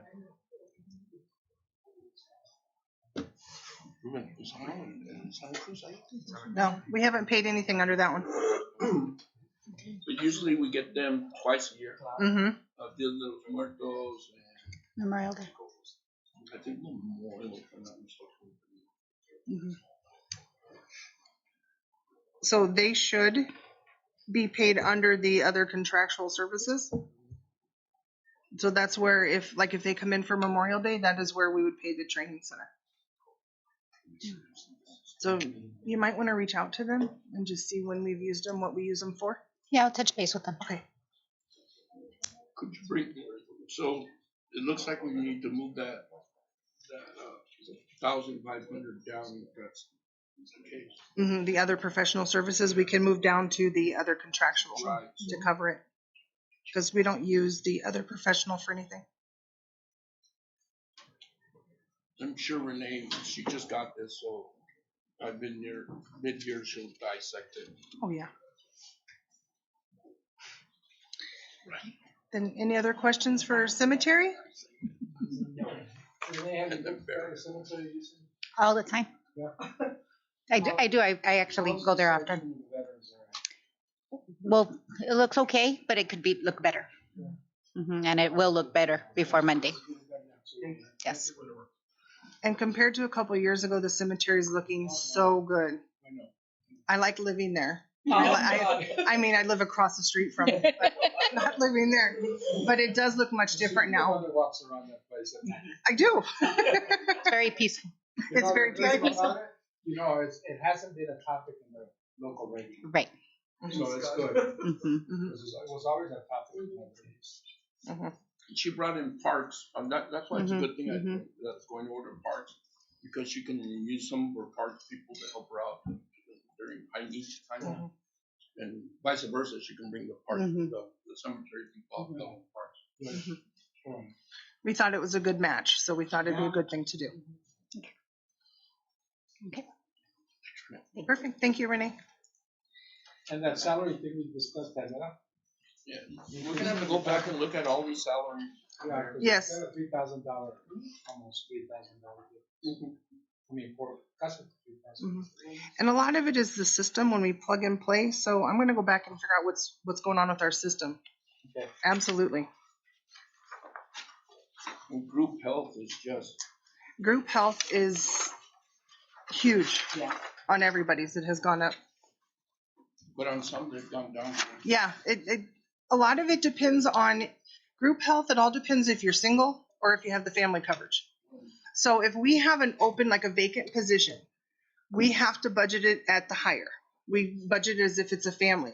Well, then if somebody comes in who doesn't have a family, then we actually pay them down with the single rather. So instead of $1,200, it's $485 or $465. So like last year when we unfroze all those positions, they all came back at a family rate. Like with police officers, when we have open, it's the same thing. Like they have so many open positions, it all shows at family. If they come in as a single person, they all drop.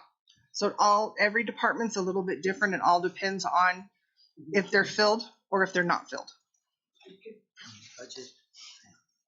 Yeah, we always budget for a family.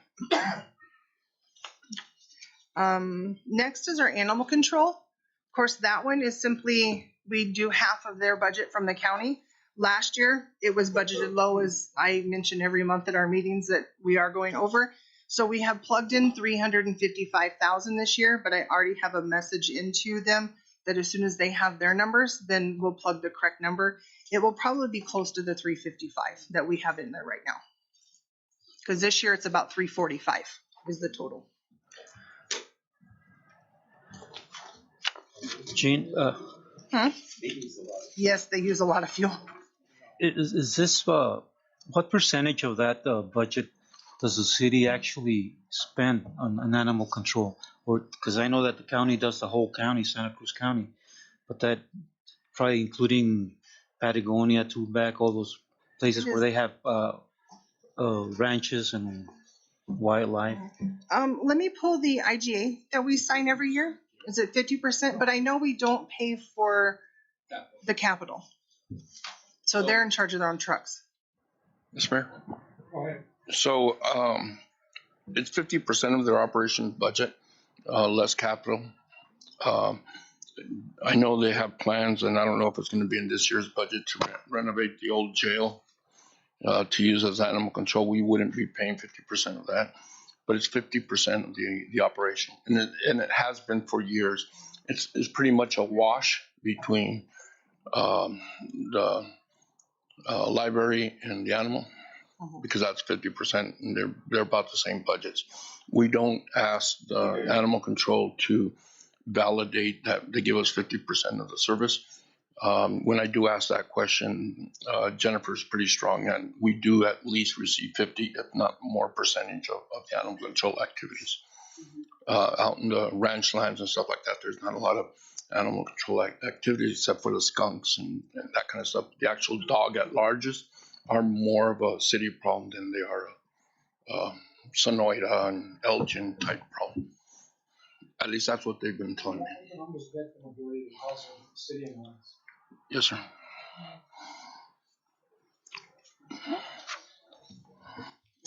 Okay, the next one is recreation and parks. You will see that everything on recreations is zero because we combined it into parks. There's no real reason to have it as two separate departments since it is one basic department. I only put that one in there so that you guys, when you see the park numbers, you don't get all crazy and wonder why everything has, some of them have doubled or tripled. So I left that one in there so you could see the history. So then when you go into parks, you can see where they've both been combined together. It's a little less of a headache for Renee, especially since she's now taken on our cemetery. Just throwing more numbers at me. Yeah, just more numbers. You will see in her special events, we did raise that to $75,000. Again, we want to make sure that everything in the city is covered. So, we're here for our community members. So, let's involve them in stuff. So we did raise hers up. And of course, everything price-wise is going up too. Yeah.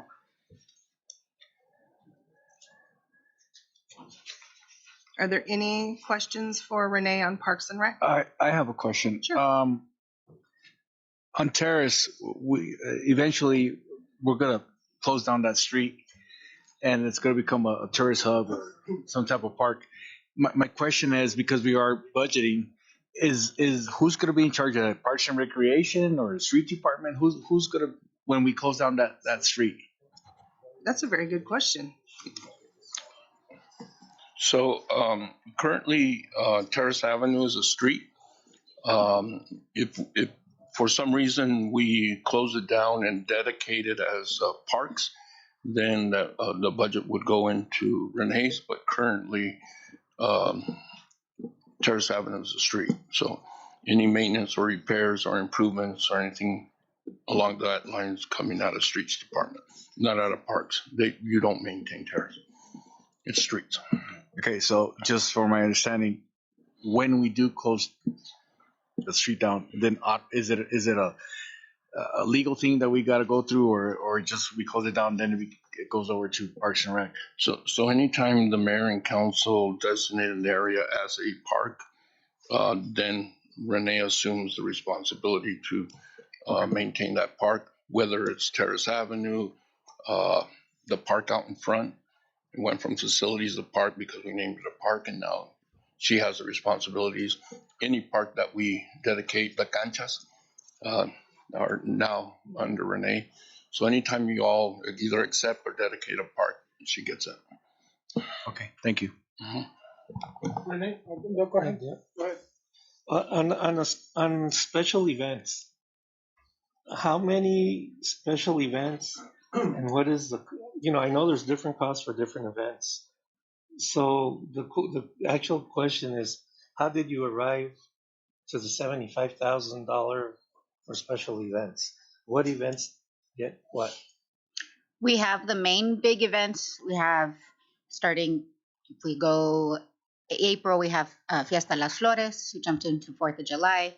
Then we go into Veterans Day, Dia de los Muertos, Las Casitas, the Christmas Parade. But then we also have all the in-kind events that have been coming, and we've had a lot more come up this year. And then with all our events, just with fireworks, we're looking at an expense almost doubling prices just with fireworks. So actually, my question would be, and what I'm That's what I'm working on. Memorial Day and Veterans Day, how much is allotted for Memorial Day and how much is allotted for Veterans Day? Last year we did use 3,000 for Veterans Day, and this year we're doing 2,000 for Memorial Day. And I'm working on a breakdown of each event so that we stay within those budgets for each event. Yes, go ahead. Jean and Michelle, could you bring up special events? 6580. That's gonna be 991. Have to go back to. There you go. 6580. 911. You have to go to, I think you're gonna have to go back to the recreation. And then don't pull up last year, but pull up pre-COVID. So pull up Then like, you get an idea of. pull up 19. So not 20. No, because that's gonna show 19. Yeah, 18, 19.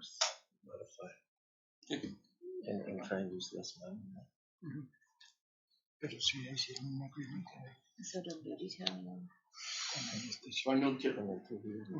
So I know typically on our Memorial Day and Veterans Day event, we're writing checks instead of providing services. So you ought to be able to find a check there to a vendor. And that would give us our cost. I have a question. When we have events with the sisterhood agreement, does the city put up all the money? Do we get any type If we're of, hosting it, usually. if we who's hosting it? Mhm. Okay. And that might be coming out of the mayor's budget, not out of this budget. For which event? For whenever the events with the sisterhood agreement. Oh, I think this year it did come out of yours, and that's one of the reasons we raised yours. We want to make sure that it's all covered. I know when it comes to the Veterans Day and the Memorial Day, there's usually one big check that's written almost as like a reimbursement check for the food part, but then we have one that's for like the sodas and the teas and the waters and such. So it's kind of separate when it's in here. But you reimburse it after you get a receipt. I know You just that's don't the way. give out 3,000. Right. No, it's always with. No, Okay. actually what we did, we asked for a PO, Okay. and then we went and purchased it. Okay, good. Yeah. Yeah, because I was asking as commander and Councilman Diaz, that if 2,000 was enough for Memorial Day. He says it's yes, it is. So it appears that in the very top one, G, is that $2,600? Yes. And that was for the Veterans Day catering Of year 2019. of 2019. No, that shows 2021. Oh. Look, it's 21, 22. That was for Veterans Day. Oh, yeah. Yes, sir. Yeah. So Memorial Day is different. She's going to look for it. Memorial Day is a little smaller event compared to Veterans Day. 2019. It was me. So if one good way of looking at it, this line item here, the best way of looking at it is this item here is what we use to write checks, not for effort. In other words, your police, your fire, whoever participates and helps puts on the event, and your overtime and all that, you'll find that in each department's budget that they budget because they support these events. But it's not classified here. This is writing checks. Okay. Yeah, this would be just the money part of it. Writing checks. Yeah. Writing checks. So for like in 4th of July, for the stage, the sound equipment, the music, the fireworks, stuff like that, comes out of here. On the Fiesta de Flores, kind of the same type of thing, and it's writing checks out, not in-kind service. That's taken out of each department's budget. So Memorial Day will have 2,000. Veterans Day will have 3,000. Okay, so I was telling the mayor, if we have a shortfall, like if we need anything else, the American Legion and the BFW can go half and half on whatever. So we're not going to cut down on the event or anything like that. We'll just make it up ourselves. Okay. Whatever else we need, right? Yeah. Sounds good to me. Yeah, well, actually, when we have the event on Monday, that'll be an indicator for the future. Exactly. And we'll see what happens if we just usually what the cost of basically comes out is in the food, and then how many people show up at the Vietnam and stuff like that. And Veterans Day when we have the parade, right? Yeah, We don't. that's Yeah. when a lot of people go up there, and it's a lot bigger. Yeah. Even the 300 people up there. And to save gas, we're going to make sure everybody has to walks. Or ride a bicycle. And the parade will only be a block long. Okay. Okay, what else? I think you put it in 2 pages just to confuse us. Well, Renee likes money so much, I had to give her 2 pages. Mayor, Renee, Yes, go ahead, Councilman. on the soccer field that's up above the recreation, is that in use? Are they Yes, using that is used constantly. In fact, we're applying. We just finished our application for ARPA money to put lighting up there as well. Good. How about the leveling? Because I noticed it was kind of like leaning to one side. Is there any plans on adjusting that? Haven't looked at any plans to level it because people are using it the way it is. Because I heard that when they kick the ball kind of drifts to the east side of the field. So I don't know if they need to level it. We can look into that. That's the next one that we have. For Memorial Day. 2019. The soccer field, Hohokam soccer field, wasn't it leveled? Didn't we pay to have it leveled? Oh, no, that was leveled in-house when I was public works service. We did it. The only thing is that we made it for AYS or for kids, not for adults. So you're missing about 26 feet in length and maybe 20 feet just for a buffer zone and width. And the only reason you couldn't go on width is because we had to put a retaining wall to fill in the area. And that would be only for bleachers and for the coaches, not playing field. But we do need to extend it. If we want to make it for adults, we need to extend it, and that's not by dropping it down anymore. Putting a wall where we did the parking lot on the south end and filling in that area also. But yes, it's ready for AYSO and for kids to play.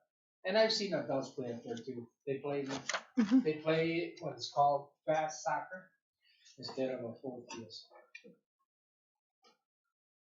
So I don't think it's changed from when we built it. It hasn't moved, has it? No. It's the same way since the day we created it. The only thing is putting the sod. And we did that on my last administration. Why? Well, because Hector was talking about it being unlevel, so I wasn't sure if something had changed from when we first built it that made it become unlevel, or no, the company that put the sod leveled it. They're the ones that leveled it. They put because the whole circle, the whole field is made out of cantera. So that's the reason we didn't go any further down, because the D9 wasn't doing anything to it.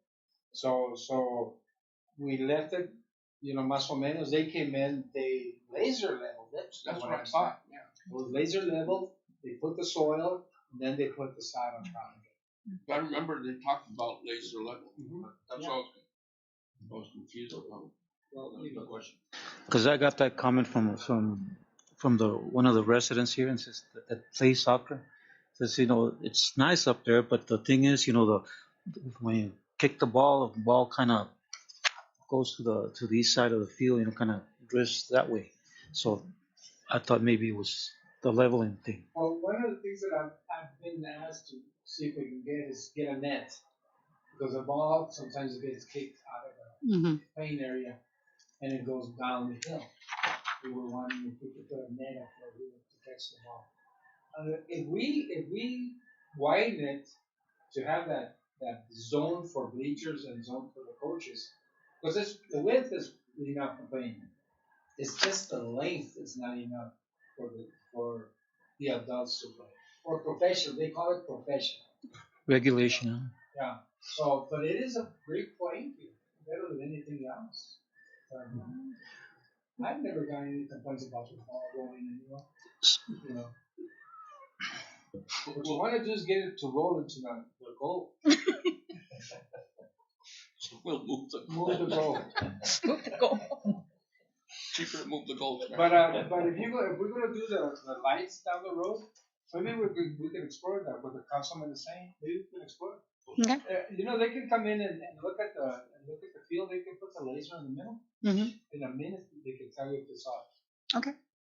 Because ground does depress. You know, especially soil, topsoil, the one they put underneath the sod, it might depress a little bit.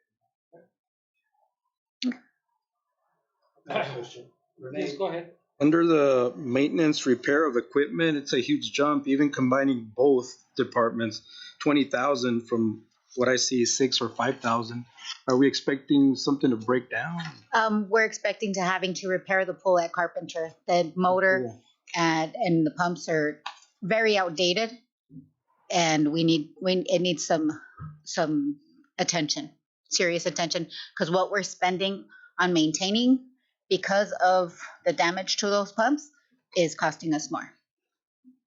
And the cost of chlorine twice. Oh, the cost of chlorine has skyrocketed. Mm-hmm. Yeah, this pool is green. You need some koi fish? It's gonna turn it into a flower garden. There you go. A koi pond, you know? Yeah. He went to buy some. When was it? Saturday. Yeah. He changed his mind at the safety store. I have a question. I'm looking at two items there. One dated 5/31, and it's for a total of 5,973 for stage. And then I see the same amount on 6/30 of 19. Is it the same event or two events? No, it's the same event. It was probably the deposit we had to pay, which is half, and then you paid the second half afterwards, is my guess. So for the stage, they paid $12,000? At the same vendor, so it could have been. Yeah. Generator, Yes. equipment. That's what it costs us. Mm-hmm. And the price has gone up as well. Actually, we keep working with that company because what that company brings down is actually worth like 35 or 40,000. It is a full medium to large rig. It's not even called a stage; it's called a rig. So the owner for that company, he is not born here, but he was raised here in Nogales, so he sort of get both Unified School District and City of Nogales. He gets sort of like the hometown discount. Because for many years, we did it since 2000. And for the longest time, we kept charging them, I think, like 5,000 or something like that. So, 10 years go by and gas goes up and everything. So, we had to raise the price, and that's where we stayed at.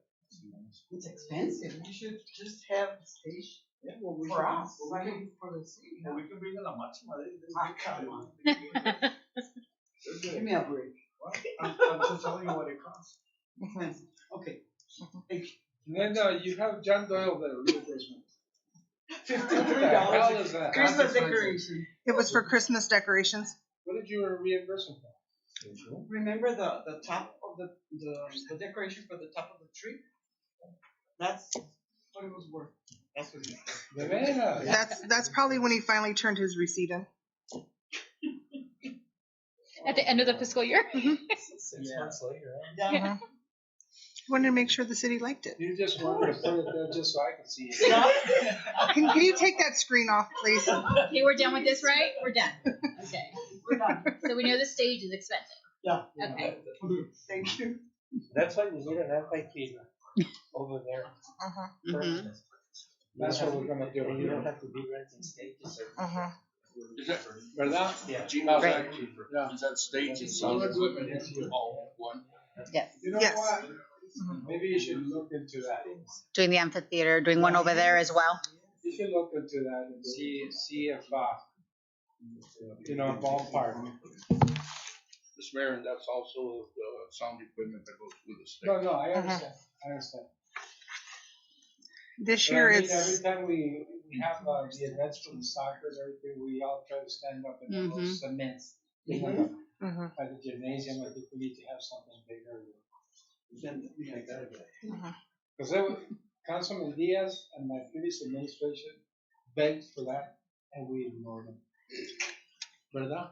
Yeah. He said, "Come on, Mayor," and we put it on the agenda, and we never. Mr. Guerra did a plan. Yeah. It was about 40,000, ¿verdad, Mr. Guerra? I don't remember. I need to check that. It was under 40. Doing it in-house. Be hitting you up. Yeah, and Back in the day. they never 40 did that. That grams. was about 8 years ago. Oh, that's gonna double with the cost of cement now. okay. We should look into it, anyway. Any other questions or concerns for Parks and Rec? No. Are there still, is there still plans to demolish that old WIC? That'll be discussed later. Okay, It's part of capital. all right. Okay. Can we do it in-house? Demolish the rebuild?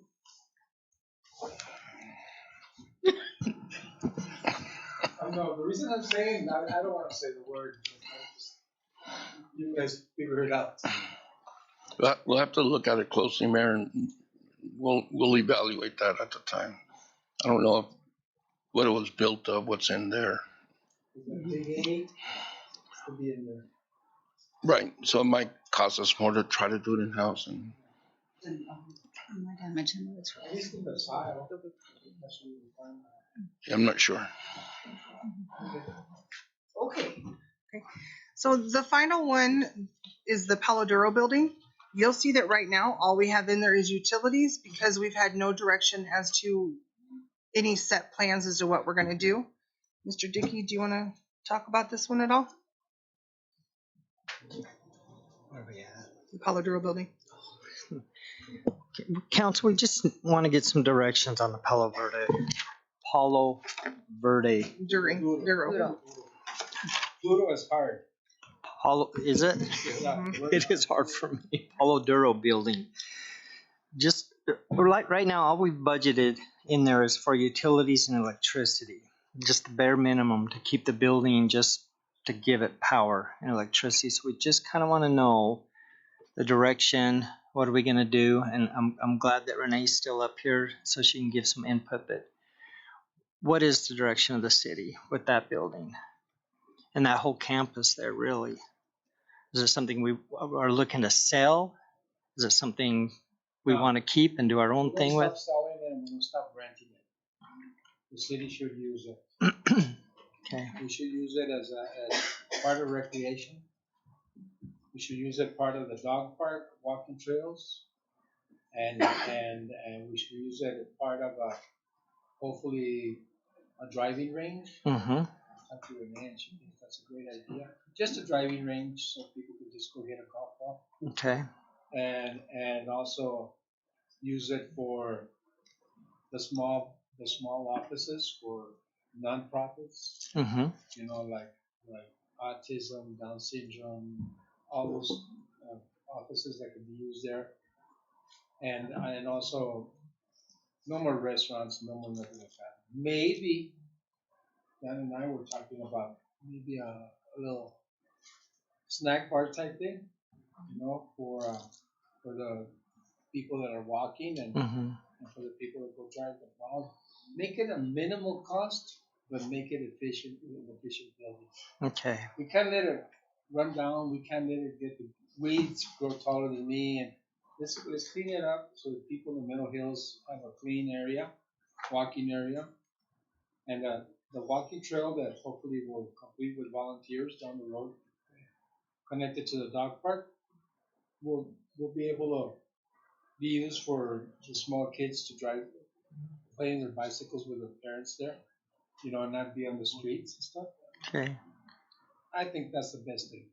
But no, don't think about selling it. Don't think about renting it. Everybody that's rented has failed, and selling it.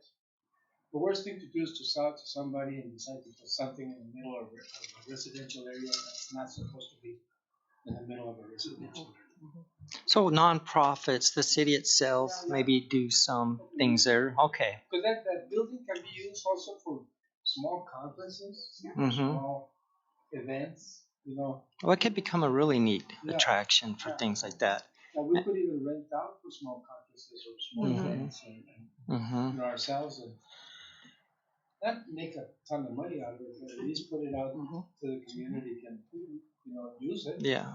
Okay. And I think coming up in capital projects, you'll see some funds. Some ideas. Ideas and stuff. So, okay. Just want to get your feelings on that. It looks like you're all kind of on the same page. You live there. ¿Te gustaría que estuviera así? I like the walking path, the driving range, make it green again. Yeah. That's It's an eyesore right now. And a fire hazard. Yep. We need to work on that. Okay.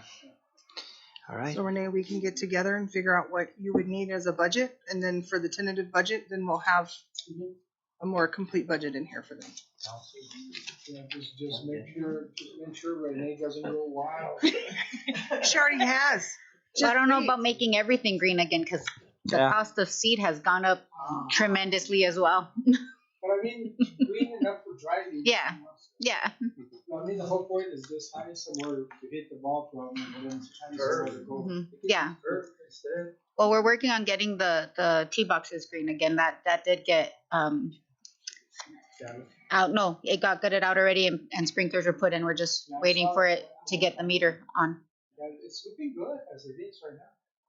It's cleaning up. Good. Great. Then for the tentative, we'll have a better budget in there.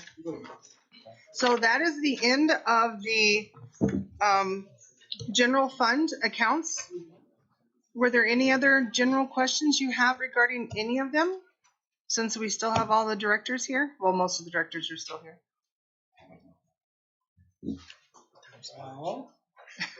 Mr. Dickey wants to know what time lunch is. I'm just curious, like, if we keep going or we break now. Good. I'm not hungry.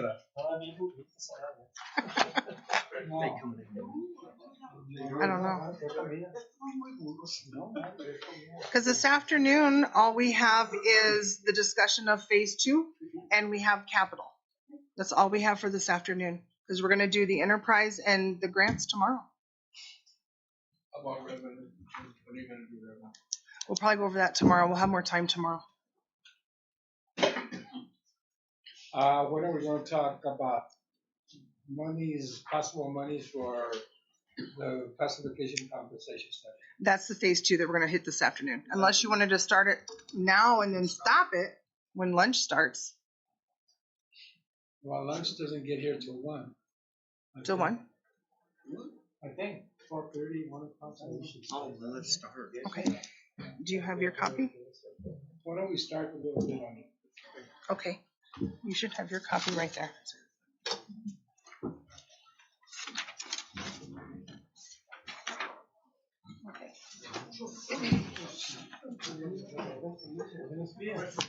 And Carmen just ran away.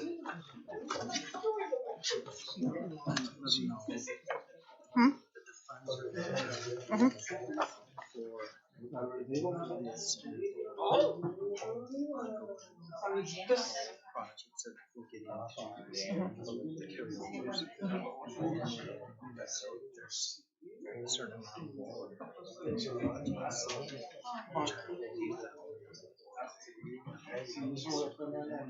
Yeah. Do you want to talk about that?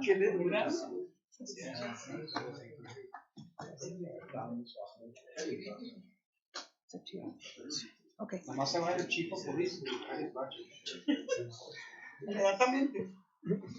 Okay, so Carmen just stepped out, but we can start without her. Oh, get her, okay. Oh. Está muy entretenido. Yeah. So don't go for that. No, I'm not going anywhere. So basically, we've everything we've gone over the operating budget, we have the funds for, obviously. For this phase 2, we'll give you the numbers here. It's not a small number, but I think it's something that's very important. Employees have been asking about this. There's a few employees that actually left because of this. That this didn't happen sooner or whatever. I don't know. I was just here, so I'm just hearing a lot that went on. But anyway, so with that, the phase 2, and we have a lot of capital that's being carried over to next year because the vehicles weren't available. Some of them, a lot of them actually. So we have a lot that are carrying forward. So we're thinking those are a priority in this next budget because we haven't spent the funds, but you guys have approved all of them. We'll go over that too. And then the new projects, there's quite a bit in there. And Gene and I kind of came to a number that basically when you get that number, after we do the phase 2, and then we'll go through the carryover capital, then the new capital, we're just thinking in there, if 1.4 million, you can hold that out of, so cut it by 1.4. Then we kind of break even. If we go anything under that, we're going into the reserve. Correct? Yes. So that's kind of where we're at, and that's our suggestion to you. But that's up to council if you want to go into the reserve and approve all the projects, whatever. We're just saying 1.4 million is cut from those new projects is something we would we recommend, just so we don't go into the reserve. But once again, that is up to council, and we'll get to that next, but first let's just go over the phase 2. Kind of waiting for Carmen to come back. She went to grab her. Okay, waiting for Carmen. She hasn't come back yet. So when you were working with directors, did you ask them to cut a certain percentage from the budget, or did you ask them just to? No, right now it's everything that is on their wish list. Oh, okay. The only one that we did speak to personally was for police, and he was willing to cut 2 of his major vehicles out and take them from a grant. So that's one that we did speak to because we knew that he had that money available that we could do that with, and he gladly did that. At this point, this is where each director can fight for their money. Mm-hmm. So after this whole budget process, how much are we going to increase our contingency fund? Or is it going to stay the same, or is it coming down? It's coming down a little bit. Basically, I shouldn't say a little bit, but if we do pass this phase 2, I mean that's going to hit us first, and our carryover is $2.4 million worth of things that were already approved last year that have to come over. And then there was $3.6 million just in general fund of asking capital. The carryover is basically what? The bank building? That's a huge one. That's a huge one. It's huge. And it's, as we all know, it's just sitting there. We're going to have a serious conversation about that one. I can Yes. tell you that right now. Yep. I hope we do. We absolutely need to.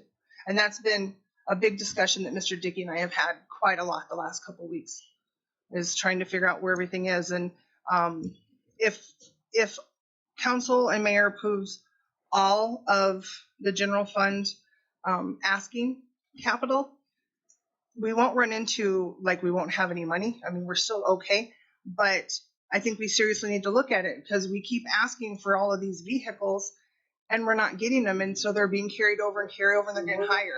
The word okay is not good for me. What is okay to you? We, 2 of us, would like to at least keep $1 million sitting there for emergencies. Contingency? Mm-hmm. That's what. Serious? You should see the amount of capital. Is that your contingency? $1 million? Well, if you approve it all, we won't have $1 million. Mm-hmm. Mm-hmm. You serious? Yes. You serious as a heart attack? Yes. We're in trouble. You can tell them about, the other, there's the Chase building. It's kind of like a contingency. Okay, so true. And the Chase building money, remember we've had 2 millions. It has been removed from the contingency and it's sitting on a different line item. So really, there's about that 2 million, not quite 2 million, because we paid for the architect. So really, there's about $2.8 million that is that little cushion. Yeah. So that's a reserve. Yes. That's part of it. Mm-hmm. But it's been removed from the contingency line item down a line item But whatever the discussion is with that It's Chase not even a building. month's work of operating the city. Mhm. Agreed. CDs. Your minimum contingency should be at the 5 million range. We agree. Minimum. We agree. Our goal is to get it up to 10 and just kind of have it at 10 is kind of something, it's our low point, and everything over that is what we consider council discretionary. These are kind of projects I want. This is kind of the money over, and we can get there. We can get there fairly quick. It's just this year there's a few big. There's a lot being asked for in this one, and the carryover is all in the budget now, so that money hasn't been spent, so it's there. That's why we're saying the carryover. If it's still the director's priorities, we keep that in there and do that. This phase 2 is something, it's ongoing. And the PRSP that we're paying, PRS is ongoing. So those are two big things that the city now has taken on. If the city, well, the big hit already is the 1.2 for the bonds that's in the budget. Yeah. Well, I have a question, if you don't mind, Mr. Mayor. Speaking about the contingency, I'm concerned too. We also have another emergency right now. Mr. Dickey, Mr. Kissinger, we went with with Mr. Guerra. We went to see the bank erosion problem we have on Holcomb. Has that even been discussed? Cost? I know that the county's going to help us out, but for now, we need to figure out. I'm sure it's not going to be something that's going to be cheap, right? Mr. Mayor? Go ahead. So the bank erosion on Holcomb will be a topic of discussion when we get to streets. It won't be a general fund discussion. That's the streets. So that improvements or that repair will come out of our HERF overweight budget, not out of general funds. That's the only thing we can use for the bank protection, because we don't have a flood control district dollars. We only have streets, water, sewer. So it's not directly, my knowledge, it's not directly touching the utility yet. So it'll be a shoulder improvement to streets, and that's how we pitched it to the Army Corps of Engineers for emergency funding permit. Emergency work permit, not funding, but to work in the wash. Yeah. 2 years ago, we had a rupture of a sewer line right in front of the bank. That was $1 million project. Yep. If you don't have contingency, you can't fix that sewer line. No. Right. And each of our enterprise funds does have contingency built into each one of theirs. So a lot of those types of repairs would come from the enterprise funds. But to the tune of $1 million? Contingency on an enterprise fund? I don't think they're, No. they might, maybe just water's that high. The rest of them aren't. And those are things that, we can continue also to build up as we build up the general fund, when we can make it across the board to build them all up. So in case we have emergencies, we can get. Can you bring up what was our contingency last year? What do we have on our funds? Okay, going to, I'll get out of that one, I think.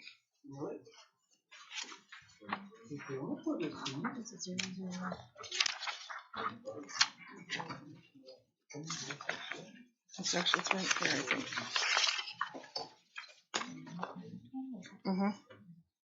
It's this one.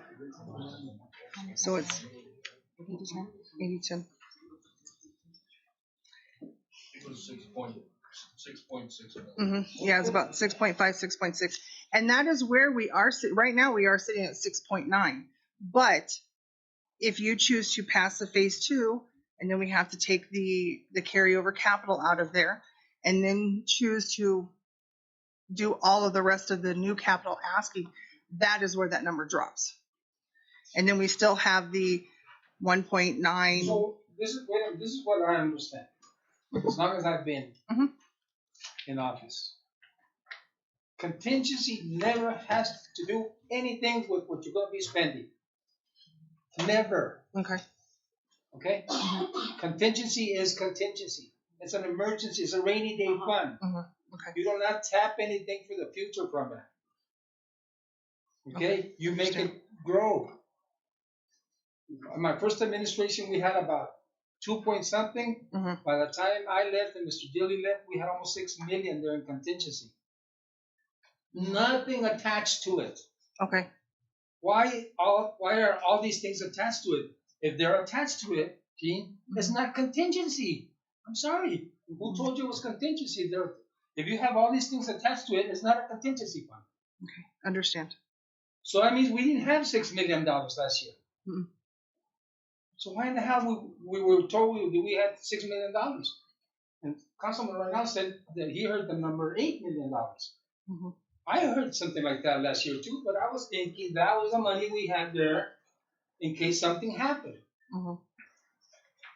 What if we have a flood and it takes half of Nogales away? I don't understand how these budgets are being done. The way I worked with budgets in the past, and I left and I've done all the budgets, and every time I leave, they say, this is your contingency. I always think, that's what we have there. Don't touch it. And hopefully we put back into the contingency each year instead of taking from it. Is So where I want to you're telling be. me that if we agree and we support all the departments and we buy everything they do and we talk on and we discuss the composition classification study, we don't have a bit of money right after that if we're successful. Well, that's what you're saying, G. If you look at that one number, yes, but we have to remember that for all these last few years, that extra $2 million has been sitting there in the Chase building in that same account. We've moved it to another one, it's just sitting below it.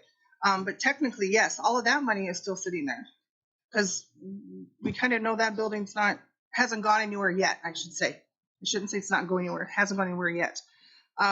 So there's that $2 million sitting there that we have that is not being touched by anything. And that's one reason we moved it, so that we knew that, oh, look, we have this extra $2 million. I don't want to play with it. We want to leave it. So there's at least that $2 million sitting there. And then we would really like to leave at least $1 million up there, if not more, depending on, of course, what is approved. About revenue. What's our Gene, comparison? we're still getting one more year of the American CARES Act money, right? We're getting 2.3 million again, or We are supposed to, and it is not in this budget yet since we have not received that money yet. I have not gotten a firm answer from the government as to when it's coming in. also That's an additional $3.2 million. also Mr. Bojorquez and I went to a meeting for the League Cities and Towns in Sahuarita, where they told us, remember, that the state was supposed to give us a big cash out this year. Was it, Mr. Bojorquez? Remember that they mentioned that? Do you know anything about that? Are we going to get any extra type of funding from the state as far as taxes go? I have not heard anything about that at all. Because remember that they discussed that, Mr. Kissinger, at that meeting? Remember what it was? Gene, have we given council our anticipated expected revenue for next year? No. And have we compared that to our operation budget yet? Well, we have, yes. I have the revenue. I can get everybody copies. And so what I think Mayor and Council want to know is the expected revenues are covering operational budgets, and if it is, are we off or are we over, so we can fund some of the capital and where we're at in total. So I think they're looking at piecemealing this when we haven't even gotten there. So within your revenue projections for next year, I'm assuming that you will be including all revenues, Absolutely. right? To include the revenues that we get from, what is it, ARPA? ARPA. Anything that the state has told you that they would be giving you, they report up front to you what you'll be getting in state share, yes, the that's all overweight and all that. So I think we're piecemealing this when we need to just kind of wrap this up and bring in all the revenues and compare the budget, and so they can see where they're at in the bottom line. I'm not sure if they're going to have to fund 100% of the capital projects out of the contingency. But I guess we have to look at that when we get there. So I think it would be very important for mayor and council to understand what the revenue projections are for next year compared to their ongoing expenses for next year. Sure, sure. So at this point, yes, all the revenues do match. I mean, we have covered all of our expenses, and in fact, our the state shared tax, the urban revenue, the vehicle tax, and the HERF funds have all gone up that are coming into us this coming year. So our projected revenues are actually higher than what our expenses are. I remember last year, the reason I came, I told the mayor it was around 8.3 or 8.5 million on contingency was, yes, it is true. We had like 6.3 million or 6.5 million. And then we got another 2.3 million and we just sort of threw it in there at the same time. That's why we came up with that number for the 8 million plus. So I don't know what happened from last budget to now where we're like very low. So that's I'm worried because I thought we were just gonna cruise in there, excuse me, and still have that. And maybe I wasn't thinking we have the 8 point something, but I never would expect it to be below the 6.5 million threshold. You know, it's just. I think what council would like to see is what that revenue is compared to our operational costs, where we're at, and how much of that can pay these capital projects, the phase 2, before we even look at the contingency. So what the revenue coming in, operational, take it out. So wherever that comes to, what is that's left over? Would be nice if it would cover most of the projects phase 2, and some still goes back to the 6 million. So it brings that up. That's what I'm used to. And so I'm just wondering if Gene can just show us that picture, just showing what do we have available from revenue, what surplus of revenue once the operating cost that we just went over is left, that we can put back towards. I think the way we should have started this whole budget thing, I think you should have given us a contingency right now. And saying, you know what, this is our contingency fund. And this money over here, this pot, is what we're going to be working with. Okay. We're not touching this. Understand. You didn't do that. No. You did not do that. So by not doing that, now you're putting me in a position. Because if I want to help the police department, I want to help the fire department, I want to get the equipment for public works, now you're putting me in a position. Because you're actually telling me I don't have the money. And to project, and this is what I know, well, all the time I've been here, you never project money in the contingency. You have it or you don't. Whatever comes in, HERF, and everything that we can throw in that pot later on, good. But do not project your budget when you don't have a contingency. It's sad. I'm serious. It's very sad to say you have $1.5 million or 2 million. The least we should have is, 5 million. And 5 million of money that we're not touching on this budget unless we have to come in and draw a little bit to make up for others.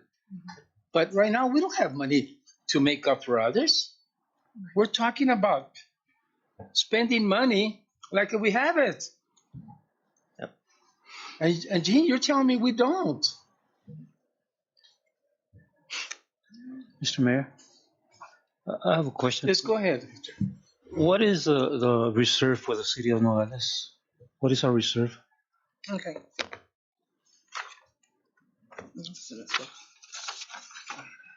Okay, so the reserve that we've been talking about is sitting at $6,932,199. So the reserve and the contingency is the same thing? Yes.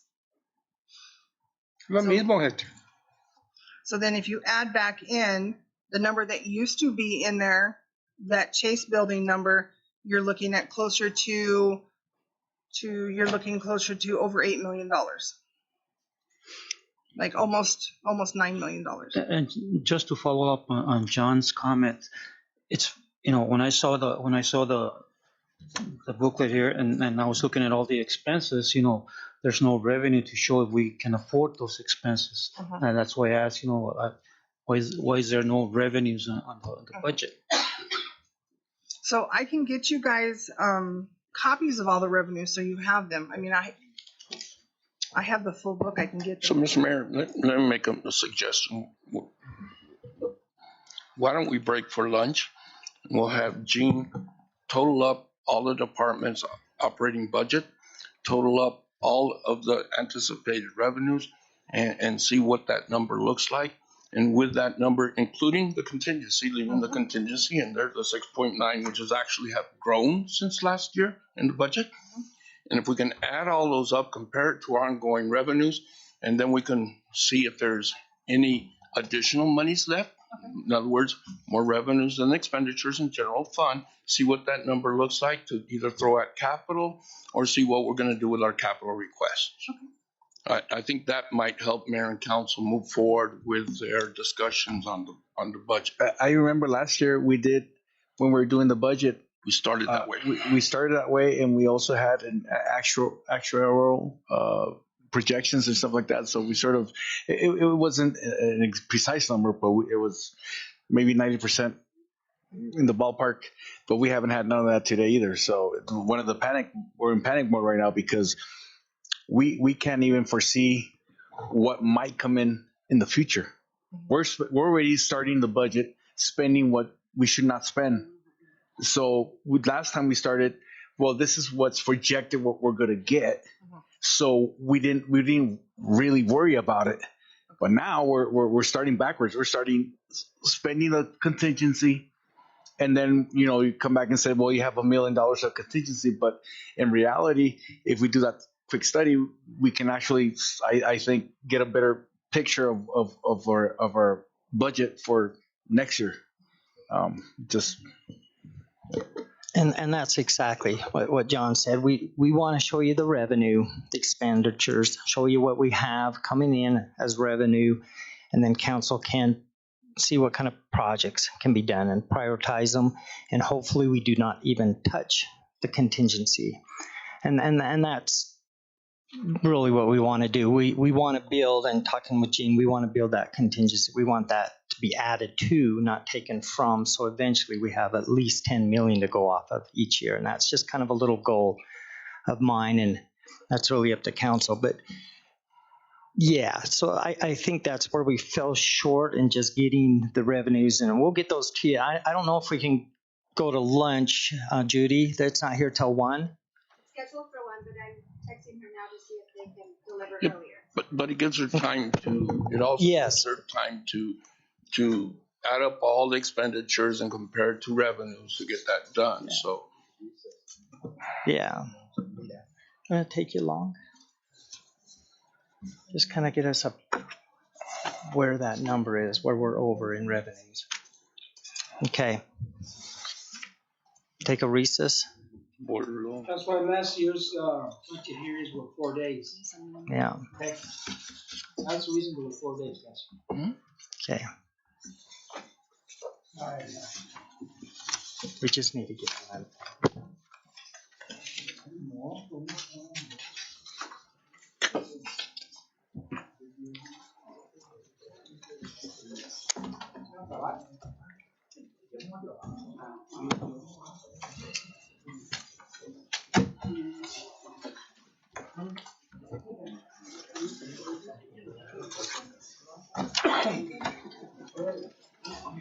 Before we leave, there's 2 words that are going around the United States and probably the world.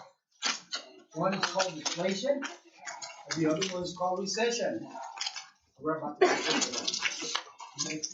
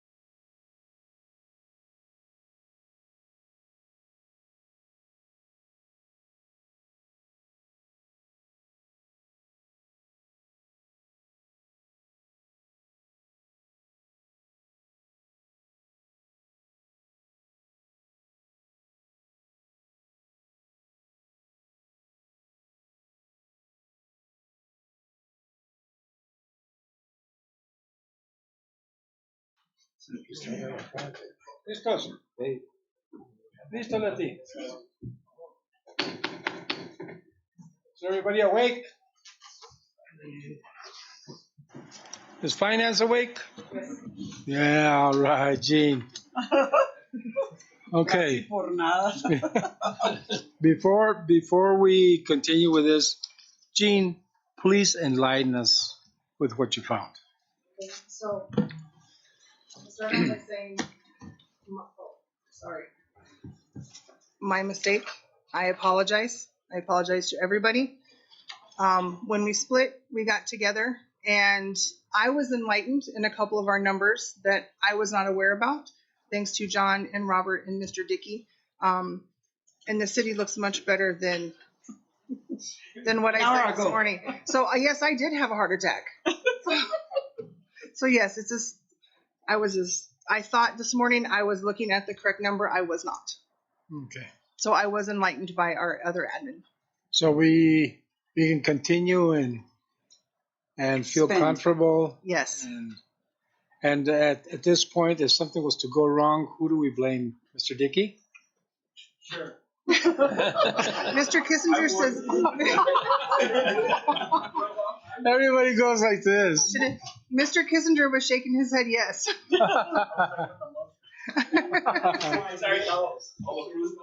Yeah. You guys say absolute. Oh, absolutely. Yes. Well, that's good. That's good to hear, Gene. So let's continue with this. And if I sounded rude, I apologize also. But you have to understand that when you throw a number, the one you threw, yes, you thought you're gonna get a heart attack. You had a heart attack. I had a mild one. The chief he checked me out and he said, "Mayor, calm down." He went like this, "Calm down. You're gonna have a heart attack." But the number you mentioned was scary. Yes, it was. Okay, it was. so And the guys corrected me, Okay. and now we have the correct numbers up on the board. okay, good, And we won't run out of lights this year. We're good. We're good. And those numbers up there, I noticed that Mr. Dickey was putting them up, and explain this. I can go over them. Yes. Okay. And Gene and John, you guys are here. Help me out if I miss something. Basically, we'll start in here because that's how we get this number. So in this current budget, we're estimating at the end of the year to come out with $7,536,822. That's a conservative estimate. And that's because a lot of the vehicles, a lot of the capital equipment wasn't purchased. So that's why that's a little high. This current, what we're budgeting for going forward, we're estimating to be $1,350,291 ahead. That's also very conservative. Both those numbers, if anything, will probably go up, not down, but this is what we're going to work with now. So those together is the $8,887,113, which is available, does not count. This number I put away over here is our reserve contingency. We're not touching that. Nothing's happening to that. Okay? So we have this number, and then there's these here. This is all general fund, everything that we haven't talked about. We talked about operating expenses. We talked a little bit about the phase 2. This is how much phase 2 is going to cost. You have to look at that. That's an ongoing cost, okay? That's not a capital project or anything. The carry forward capital is this much. The new capital is this much. And once again, this is all just general fund. New positions, and I'm not sure how many that is. 6? But anyway, new positions, 607,000, and that is also an ongoing cost. Total, if you were to approve, and we're not recommending you do, but the department heads probably are, but that's where you guys come in and decide, and they get to plead their case as to why you need to approve their projects.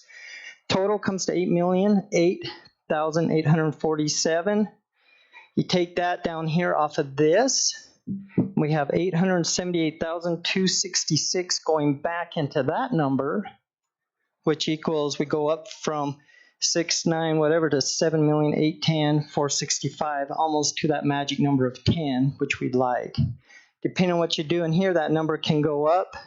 Depending if there's something else on your mind, that number could go down if you want to dip into that reserve or spend more of that. So that's kind of where we are, and we can start with the first page going through the, well, we can talk about this. I know there was some talk a little bit ago about how you want that. So now it's on you guys. Okay. But this is the first thing we wanted to hit.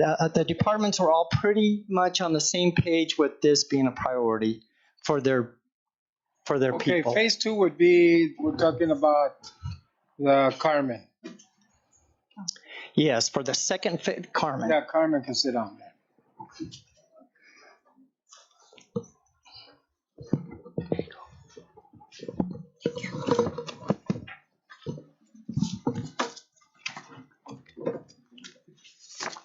Okay, Carmen, could you explain what you did and what we approved for you to do last time when we started talking about the compensation classification study? We spent what, close to 800,000 or close to $1 million? How much was it? Más o menos? Más o menos. Okay. More or less, yes. Okay. And not everybody got money. No, sir. A lot of people did not get money. Yes, sir. Okay, explain to everybody what was done. Okay, that was phase 1. Phase of 1. the comp study, and how that was worked was there was a new salary range schedule for each position, and the goal was to get everybody at least to the minimum of their salary range, and that was phase 1. There were other employees that were above the minimum but under the midpoint of their salary range, and those employees got a 2% raise. The ones that did not receive anything were the employees that were above the mid or already at the max. So why were there employees of Public Works that did not receive anything, and those were at the bottom of the totem pole? Why did they not get anything? And if they did, it was pennies to the dollar. Casi nada. Okay. So again, like Carmen explained, we did the salary study. Anybody who was under minimum was brought to minimum regardless of the amount. If it was 50 cents an hour or it's $1 an hour, $2 an hour, it made no difference. We brought them up to the minimum. Anybody who was between minimum and midpoint, all of those people received a 2.5% raise, all of them, or 2%, I'm sorry, 2% raise, all of them. If there's an employee at Public Works who did not receive a raise in phase 1, the reason why is because they were at or above the midpoint of their salary range. So I don't have everything in front of me, but the phase 1? No, I don't have it. Okay. But if there's a concern or anything, I don't know of it. So it depends how close they were to minimum. So if they were 10 cents an hour away from minimum, that's what they got, was minimum. Phase 2, what we're recommending now, moves people between minimum, because we're all at minimum now, between minimum and midpoint. That's what phase 2 is about. So yes, we heard it all. We heard some of the employees at Public Works who says, I didn't get anything. Well, no, the goal was to bring everybody to minimum. And if they were already above minimum, a 2% raise, Mr. Mayor. Yeah. Okay, so because there were directors that got a good chunk, see or no? Mr. Mayor, there were directors that were below minimum, and those directors were brought to either minimum or they received the 2%. But their minimum range was significant. Their minimum range was determined, their salary range was determined by our salary study. Yeah. That is correct. And that was a concern because we had talked about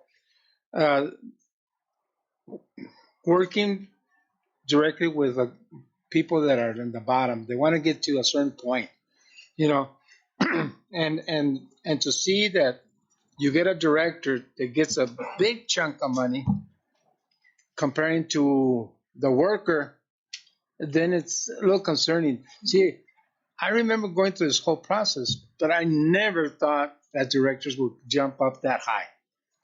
and some of the directors jumped up quite a bit. Okay, era mucho. Honestly, that's not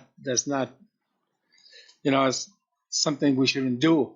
But I know we're working with a scale or something that we were planned that we were going to do, and yeah, everybody goes to the midpoint.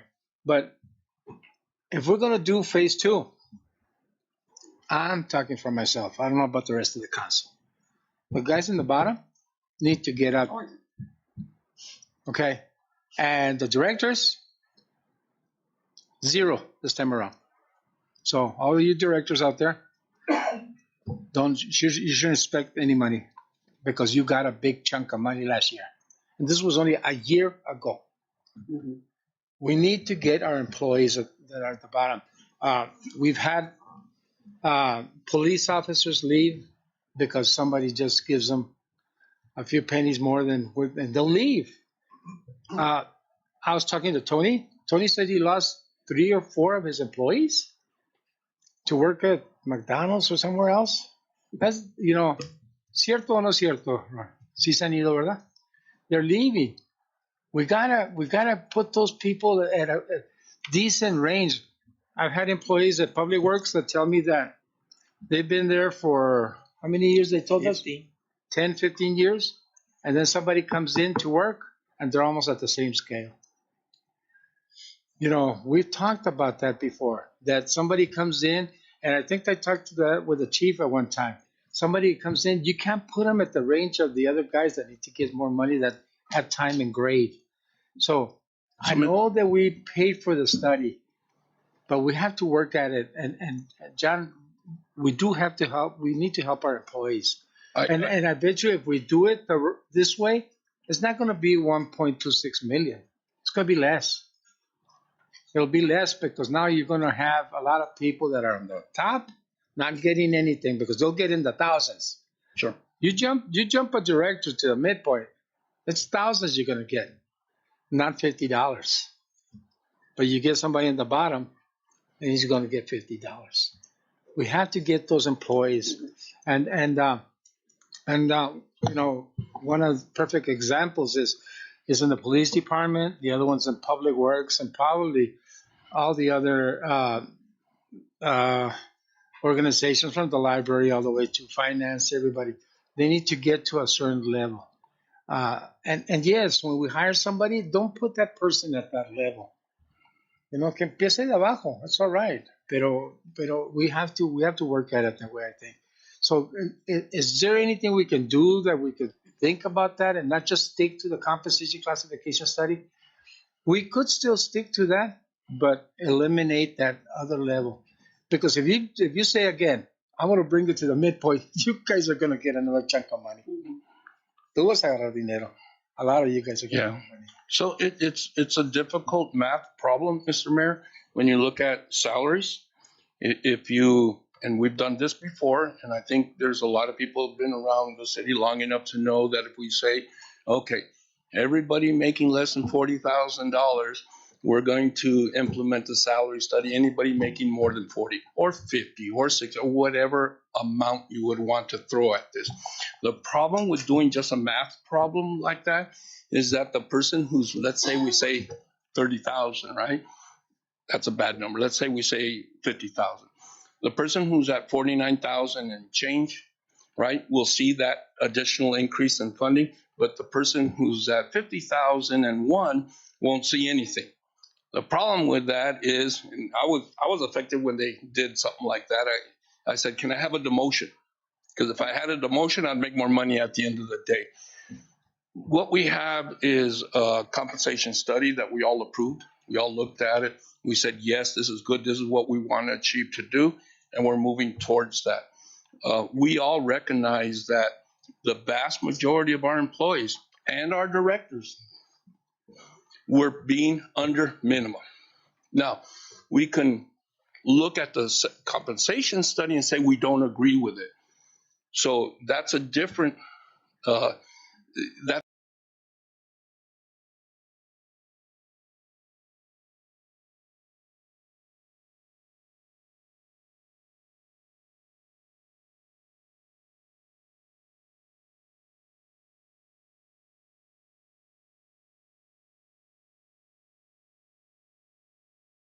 So if we were to adjust our salaries, our compensation study or our salary scale, we would typically just adjust it all up the same way. So if we say the cost of living or whatever is up 2%, that minimum becomes 2% more than what it was when we started.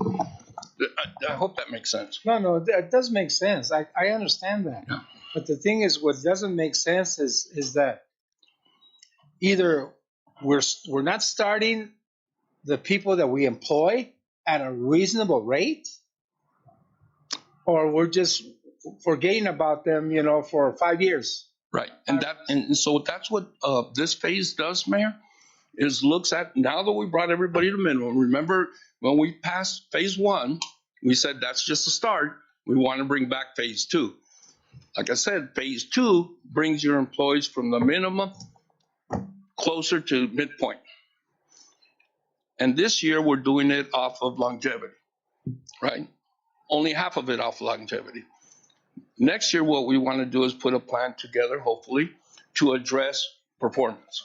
So this year, we're trying to do longevity. Hopefully, we can do something with performance.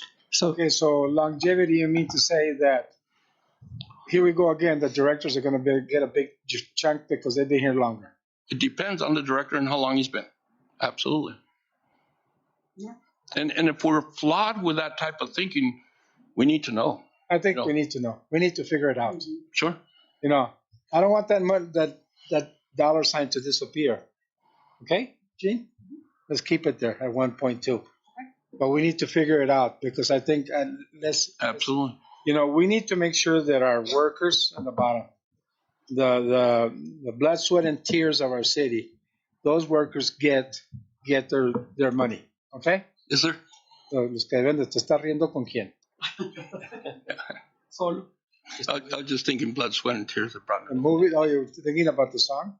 Yes, sir. Okay, good. But we need to let's figure it out because I think, honestly, after last year, I was in shock myself. Well, I think we all were. I was in shock because I started seeing how much a lot of the directors were getting, and I go, ¿Qué pasó aquí? Do you remember when I was public works director, that one time that we sat for a salary increase, and the council were sitting up there and they said, "No director gets a penny." I remember that. Yeah. I was one of those directors. And they gave salaries to all the employees, but no directors. I remember a couple of directors were really mad, saying, "Well, what about us?" Well, I thought it was fair because I was getting a good pay. I also remember being a lieutenant, and a sergeant was going to make more than a lieutenant, and I asked to be demoted to a sergeant so I could make more than a lieutenant because somebody said, "Let's cut it off right there." Yeah. So it's not that easy. That's the only point I'm trying to make, Mr. Mayor. No, because I think we better work. We better study this good, and maybe come back with a plan, Carmen. Let's not just stick to that, because I know that if today we decide to make another compensation classification study, it's going to be totally different. Definitely. Totally different. And next year, it's going to be worse. Va a subir más. Because everybody now across the country are wanting more money. And, $15 an hour is going to be a drop in the bucket to some of these people. And a lot of states are already paying $15 an hour. The state of Arizona is about to go into $15 an hour. $15 an hour, everybody that works outside the city and not in the government would be making more money than our employees at Public Works. And is that fair? No, it's not. And our police officers we need to keep them. We need to keep our officers here. And firefighters and everybody, they need. I'm not just talking about a certain group, but I think we need to. I don't know, members of the council, you guys have anything to say? Go ahead. Regarding the compensation study, is it tied to a time frame when the phases need to be imposed, and do phases have to be implemented across the board, or can we partially implement a phase? It's up to you. Absolutely. The compensation study was just that. Councilman Gradias, here's a compensation study. It says what the market is for the position. That's all it's saying. This is 20% more, 20% less. What we do with that information is up to the city. I mean, I think we could all, well, I shouldn't say that. I think that we could have a goal, bringing everybody to midpoint, if that's the goal of the council. If the goal of the council is let's bring whatever. But the compensation is the compensation. The implementation is however we want to implement it. And we all know that the compensation study was done in 2018. So we can all assume that each one of those positions that's in our compensation study might have changed.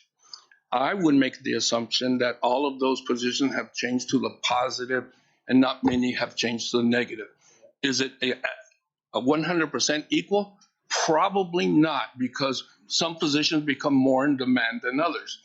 Maybe the position of police officer in 2018 is a different market study than 2022. Maybe they're more in demand. So what happens when they're more in demand? It goes up. So one way we can look at it is commission a new study. One way we can look at it, work with our study that we have now, or do a hybrid or anything that mayor and council think that may be the direction that the city should go with that. This, what we're bringing forward in phase 2, is strictly a math issue. There's no pick or choosing. It's then across the board, years of service applied to it. If that's not the direction that we need to go, because that's what we talked about when we had phase 1 for phase 2.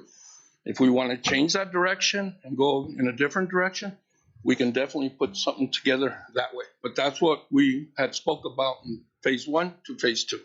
Mayor, council, if I can just kind of make a point here, just being kind of from the outside and new to this. So my understanding, not everyone's going to the midpoint. I think what they've come up with is a longevity only, right? And to the midpoint. It's like if someone was going to go over the midpoint, were they going to stop at the midpoint or go as far? So the midpoint would be the highest they'd go, is to that midpoint. But if they don't make the midpoint, we don't bring them to the midpoint. It's just per longevity, per the formula that they came up with. So say someone, so one of the directors, say they get their longevity in that and they go from the entry level to halfway to the midpoint, they're not going to be bumped to the midpoint. They would just go to that halfway or wherever that was based on longevity.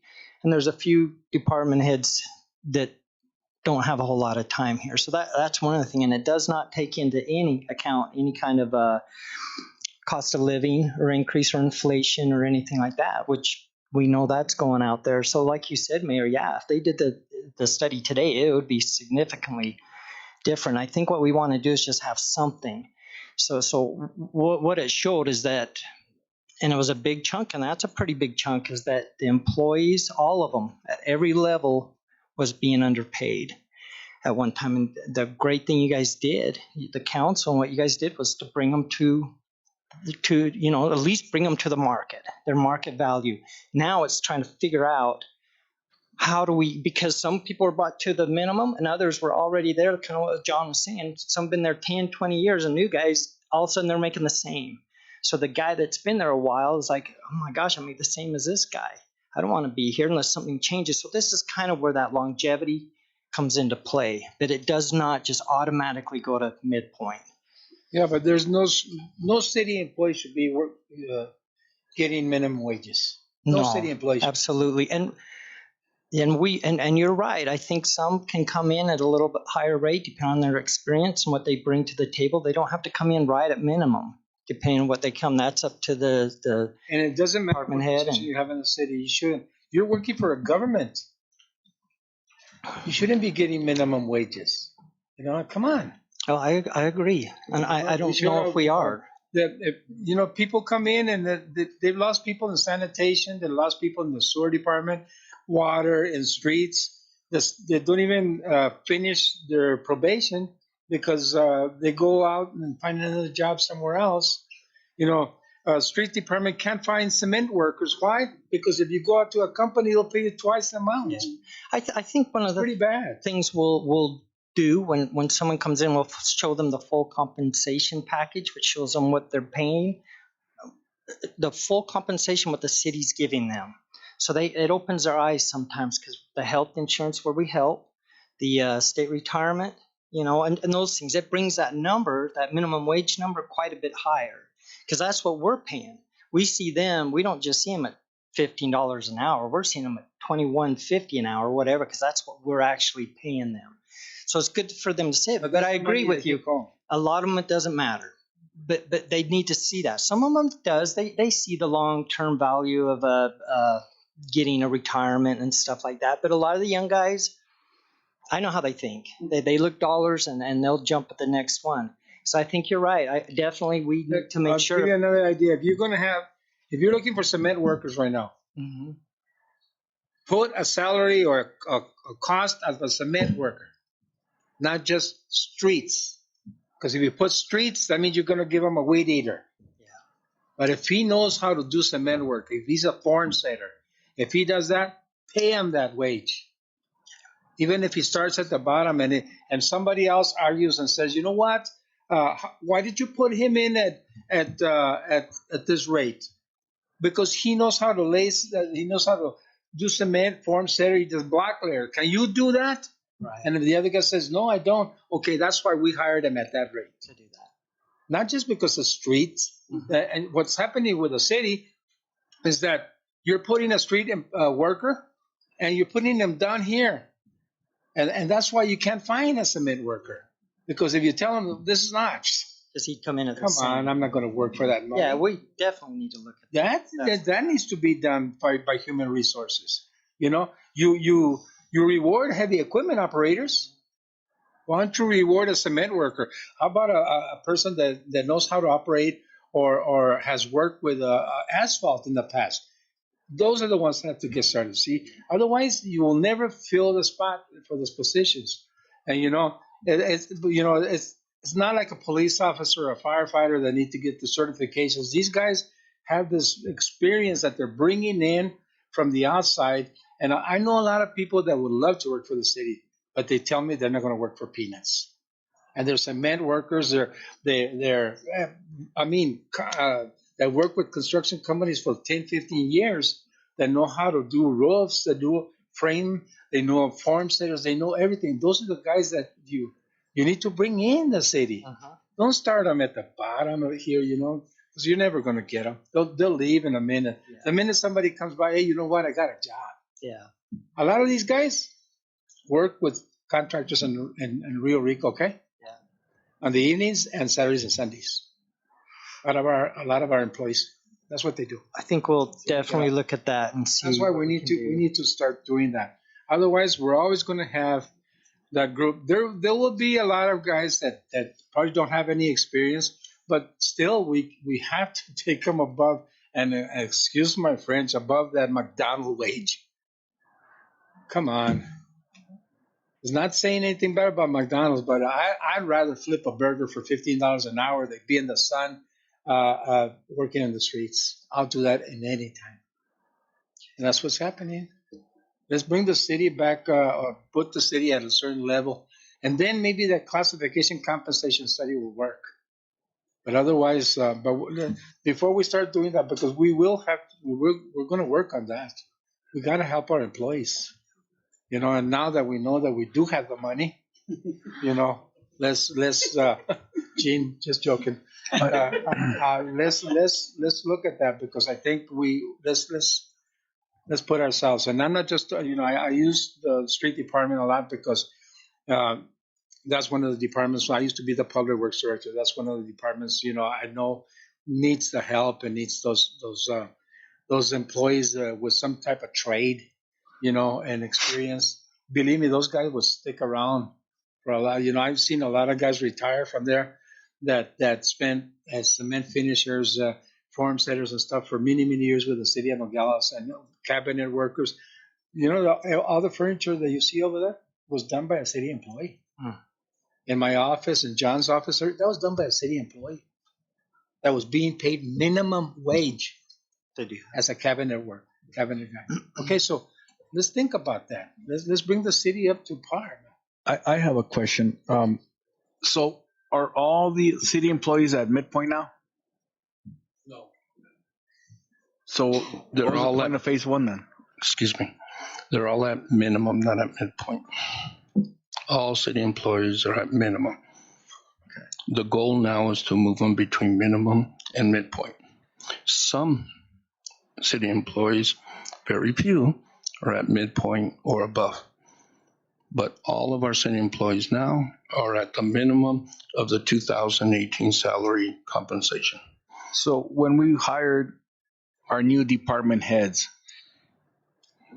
is their salary already a competitive salary or are they below? I'm talking about the new hires that we had. Are they at entry? I think they're all, we're at probably minimum. Probably all at minimum. So I guess I understand the mayor's point that I think that we should start out, any type of employee already at a competitive salary, because we're going to keep having this problem every year. And, some cities even have for like police departments, they have a signing bonus, and I think we should revisit that too at some point, sort of have some, some excitement. Hey, I want to work for the city of Nogales, I know Border Patrol just gives you like, just off the top of my head, it gives you like $2,000 just for speaking 2 languages. That's an incentive. I think we should revisit that and find a way to incentivize new employees. And down the road, the merit increase is very good. Merit increase, if you get good review or good results on your evaluation, it's only right that you merit, some money. This way, the other ones that don't get it go, well, why didn't I get it? Well, maybe your evaluation, that you just got from your supervisor doesn't help you. That means you have to, and it could be manipulated. I know it could be easily by a director. Give everybody a top-notch number so they can get a raise, but still gives an incentive. Gives a person an incentive. You know what? I'm going to work harder so I can get a merit increase, and those can be activated every year if you want to. It doesn't give you a lot, maybe a couple of 2% or something like that, but it's an incentive, But I understand. I'm a whole supporter of a classification compensation study, and it was never activated until I came into office in 2019, because it was actually brought up in 18, John. Yes, sir. Yeah, and the first time we implemented that was with me, but I was in shock when I saw that, because I was expecting something else. My mistake. Yes, go ahead. Didn't we do a classification study about 10 years ago? Yes, we when did. Elvia Rios was here as HR? Did we ever implement that program as far as the classification that the more you know, the more you get paid, in other words, and stuff like that? Well, there was 2 things we did. We did the classification study where we went to each one of our employees. That was prior to the compensation study. We went to each one of our employees and found out what their skill sets were, and then put those employees to make sure they had the proper job description and what have you. Then we took those job descriptions and what their skill set was and what they do for the city of Nogales and gave it to the people who do the compensation study. They went out and found out what the market value was, and thus the compensation study. Obviously, we missed the boat on the classification study, especially when it comes to our street workers, because we did not identify at that time that we needed a street worker, a form setter, a cement worker, and those different types of classifications within that, so you could move them within the compensation study. That's how it should be done, right? So if we have people that are working, because the mayor brought up the streets department, who are misclassified, who do actual more work than a street worker, then we have them misclassified, and we either need to come up with a new classification for them or address that problem that way. The compensation study and the classification study is just a matrix. It's just a bunch of boxes if you look at it that way, right? We just got to make sure we put the right people in the right box. That's the best way I can describe what that means. I wouldn't throw the whole thing out and start back, like the mayor said, before we had a compensation study or classification study. And it was just done because whoever had the most juice, for lack of a better term, and who could get past mayor and council their compensation. Now we have a matrix where it's just, we paid for it. So can this be revisited as far as classification? And that way everybody gets their fair share? Absolutely. Go back to classification and compensation at the same time now that we're talking about So we do reclassifications all the time. Not all the time, I take that back. We have done reclassifications in the past where a department director will come to human resource and say, hey, listen, I got this worker who's working out of class. He's actually doing something different. That's what's in his job description. And then we take the proper steps to adjust it, and we'll bring it to mayor and council and say, mayor and council, we got a problem. We got this employee who's doing more or different work than their job descriptions. We'll move them to the next classification. And I think that's what you're asking us to look at. I've heard so far the streets department, but we'll work. Right, Mr. Dickin will find out if there's anybody else who. I'm sure you'll find them in every department.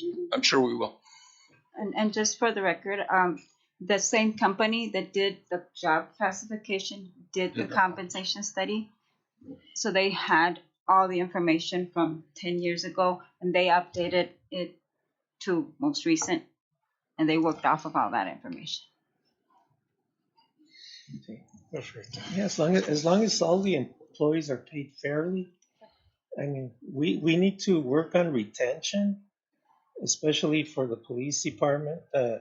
You know, they go train and then they come back and then they get a job somewhere else. So, and all this training and everything costs a lot of money. So we really need to work on retention and keeping the good employees here and people that work in the cement and form setters and everything else. I think we should incentivize their employment status so they could be permanent here and not look somewhere else. I bet you they recruit police officers at the academy, huh? And Mr. Mayor, I'm just saying. Police officers are a highly desired skill right now. I know. They're hiring everywhere. I was just talking with the chief. We had one of our officers resign to go work for Salt River Police. He got a $10,000 signing bonus. Just to go work for him, got $10,000. How many are you short right now, Chief? We're short 11. That was 2 officers that left the Salt River. Right, so, okay. So he's short 11. If we were to throw, if we want to be competitive with Salt River and throw, let's say, $12,000 out of everybody who wants to come to work for the city, that's going to take up a lot of that right there. So, I mean, we're not. We don't have to throw that bonus. We don't have to put it.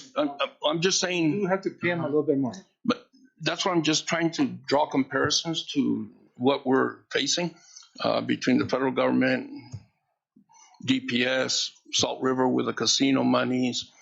You know, it's a tough market out there, and that's why I think you're going to find that police and fire are highly in demand and highly marketable. So it's hard to hang on. Well, it's easy to offer $10,000 and take you from another department when you're already certified, and they don't have to pay the academy to be Absolutely, certified. that's very so smart. That $10,000 that they were going to pay at the academy, they're giving it to you. Right. That's the whole game. But I don't think, is it only lateral transfers, Chief, or new recruits too? It's lateral transfers. However, for new recruits, the pay is much higher. At the minimum, is much higher than we were paying. Yeah. But I mean, this year alone, we've hired 14 officers, so it's not like we're not hiring, but we're still done short. Yeah. Because people keep on leaving. Yeah, you hire 14, then you lose 4, and it just continues doing it. And we're seeing the same with the fire, I believe, Chief. Well, at least we're still hiring, Chief, huh? Yes, sir. And we probably could hire more and keep them here a little longer. You know, but I think we need to work on that, Mr. Dick. All right. Okay, anybody else have anything to say on phase two? No, I agree Okay. with what you're saying. Okay, you want to go to the next one? All right, thank you. So the next in line is the carry forward capital, and you all have a copy of the carry forward capital for general fund.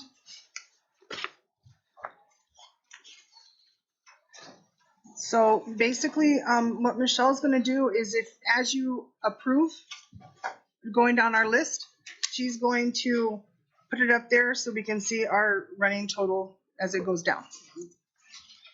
So the first one, of course, is our P&Z truck.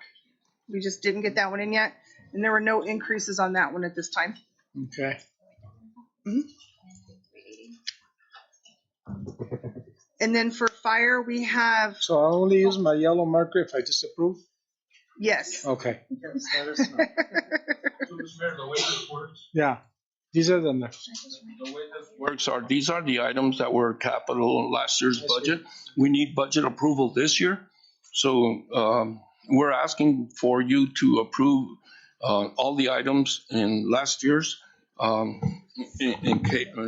yeah. But we need your approval. Yeah, I noticed some of them did go up a little bit. Yes, Uh-huh. they did. Yeah. So, like for instance, with fire, the unit radios and the portable radios from last year that were ordered have not come in. Plus, he's asking for additional because he's working on replacing so many per year. So you'll see that there was a 16,000 carryover, but the total is 32 because he's asking for it. Same thing with the portables. He had the 42 carryover and it's 84. And then the purchase of the 2 ambulances is carrying over at the full price. We already got the gurneys in, so that was taken off of the capital from last year because we've already paid for that part. So, Jim, these aren't like these radios. They're not shown in the carry forward and the new capital. They are not on the new capital. They are only on the carry forward. But the new amount. Yes. So the 32 is the carry forward and the new amount. Chief, any timeline on the ambulances? Basically, they said once we get a number from them, we're looking at still about 3 to 6 months, and we haven't got a VIN number yet. So, I mean, I talk to them every couple of weeks, and we're still in the same. That's sad. We haven't gotten bumped to next model year yet, so we're still in the last year's. Yeah. So that's the only positive thing. There's been a lot of people that have gotten bumped. So yeah, we've had this order in since July 1. Yeah, I remember. Chief, and what you have, the equipment you have, like ambulances right now, can we do it with that for now? I mean, I know we bought some old ones. We have one that we lost. Yeah. That's not repairable at this point because it's missing a module that they don't make. So we have one that's out of service, but we're doing okay. Okay. All right. Well, let's just continue with that. I don't see any problem with those increases. For the Parks and Rec, you do see Teachea Park last year was only budgeted the $554,000, which was our share. It should have been the entire amount because this is a reimbursable grant. So that is why you do see the 1.6 million, because that is the full grant that should have been budgeted last year and was not. So we're trying to make that correction for this year. Yeah. And then her parks vehicles at the 166,000. It is possible that they may still get here by June 30th, but we didn't want Renee to sweat it out. So they're on here just in case. So those could be pulled if they do come in. Good. John, a little explanation on the Teachea Park, what you were telling me about, that we could probably start something soon. So the Teachea Park, it's a 50-50 grant, Mr. Mayor. So half of that 1.6 million is coming in revenue from the state. It's general fund that's going to support the 554.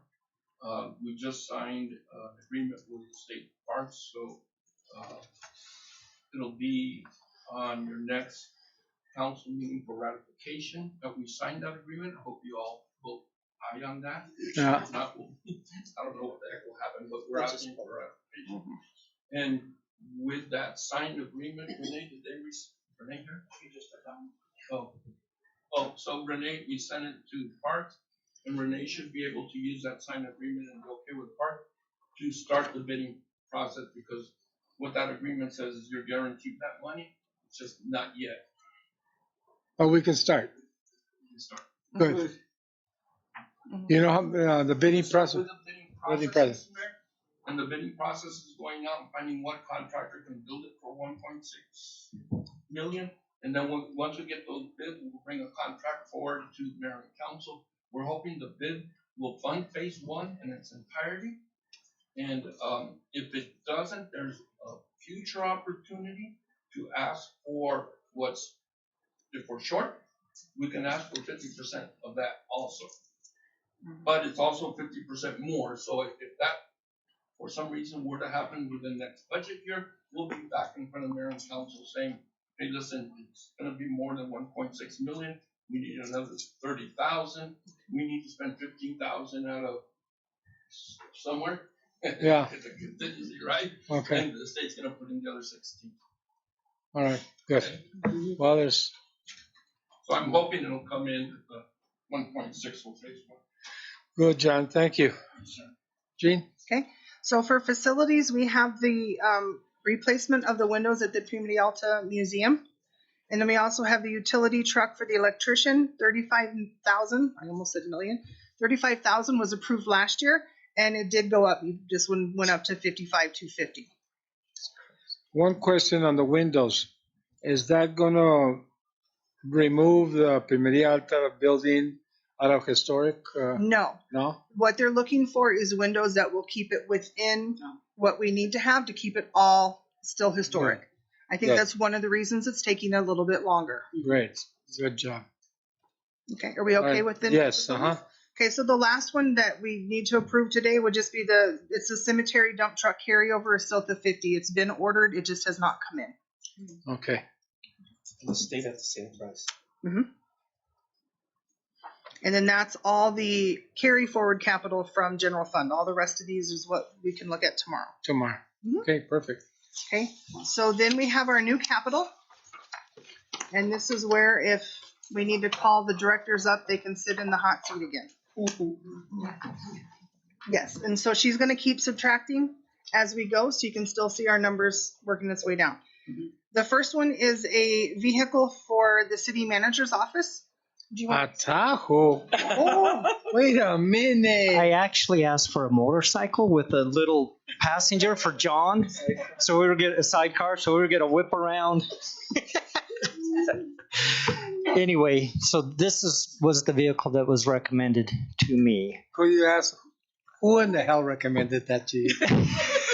Well, first it was a limousine. Then it was a Suburban. So we got him down to a Tahoe. Why don't we just get him a Prius? John? Explain. Come on, John. Why does he want a Tahoe? You want me to go? And I bet you it's going to be black. Yes, a black Tahoe. I did want black. It's gray. Metallic gray. Oh, my God. John, did you recommend that, John? The thought, I think part of the thought was that it would be for council, the mayor, and the city manager. Other than I would use it primarily, but when we had conferences and stuff, more than one person can drive up. Mayor, remember the other day when you said, John, I need travel arrangements to take this many people down to the border? Remember? Yeah. That's what it's for. All right. So it's for a lot of things. And for the conference up in. I'm just joking. For the league conference and stuff. So however, Mr. Mayor. The city manager driving around in class. However, Mr. Mayor, if you don't want to fund it, we can always take you down there in the Huevito. So. In the Huevito? Yep. That's what we're using now. Yeah, that's fine. And the current vehicle would go to finance. They're in need of a vehicle. They have. Huevito? The one that's out there now? Yeah. Because the one that we have has a broken bumper. So we're sending Christina out to businesses to talk about why they don't have a business license with a car with a broken bumper. So. Well, it's good because then you can say, look, if you pay your license, I can fix the car. So that's what we're just trying. Like, we don't want to get a new one, so we'll just adopt an old one. There you go. No, that's fine. We believe in adoption. You're a good man, Mr. Dickey. You're a good man. We tried to get a hybrid, but there wasn't one available. Yeah. But Alfonso, Tahoe's fine. He's been working hard on getting this one, the colors he wants and everything that he wanted on here for everybody. Suburban would have sounded mejor. I didn't want a Suburban. Yeah. No. I've been wanting to get a Tahoe for my wife for 10 years and I can't even afford it. Now here you go. If you need to go to a conference or anything, just say, Ed, you don't get it tomorrow. We're headed up to Phoenix for a conference. No, that's cool. All right, go ahead, Gene. So we're good with this one? Yes, we are. Wonderful. In finance, we're asking to purchase 2 new printers to replace 2 of the old ones that we have. It's going to be right there around that $11,800 number. We have the printer that's in revenue and then the printer that prints all of our POs. That some days you have to kick them to get them to work. And some days they make noises that electronics should not make. So we're asking to be able to replace both of those printers. Good. It's fine. Okay. For MIS, they're asking to replace the UPS systems on Mount Benedict and at City Hall for $45,000, and they're also asking to replace the City Hall and Public Works switch router for $72,000. And those we need to do? Jose, you want to come Is up? it just a? He's come up. He's been hiding. Oh.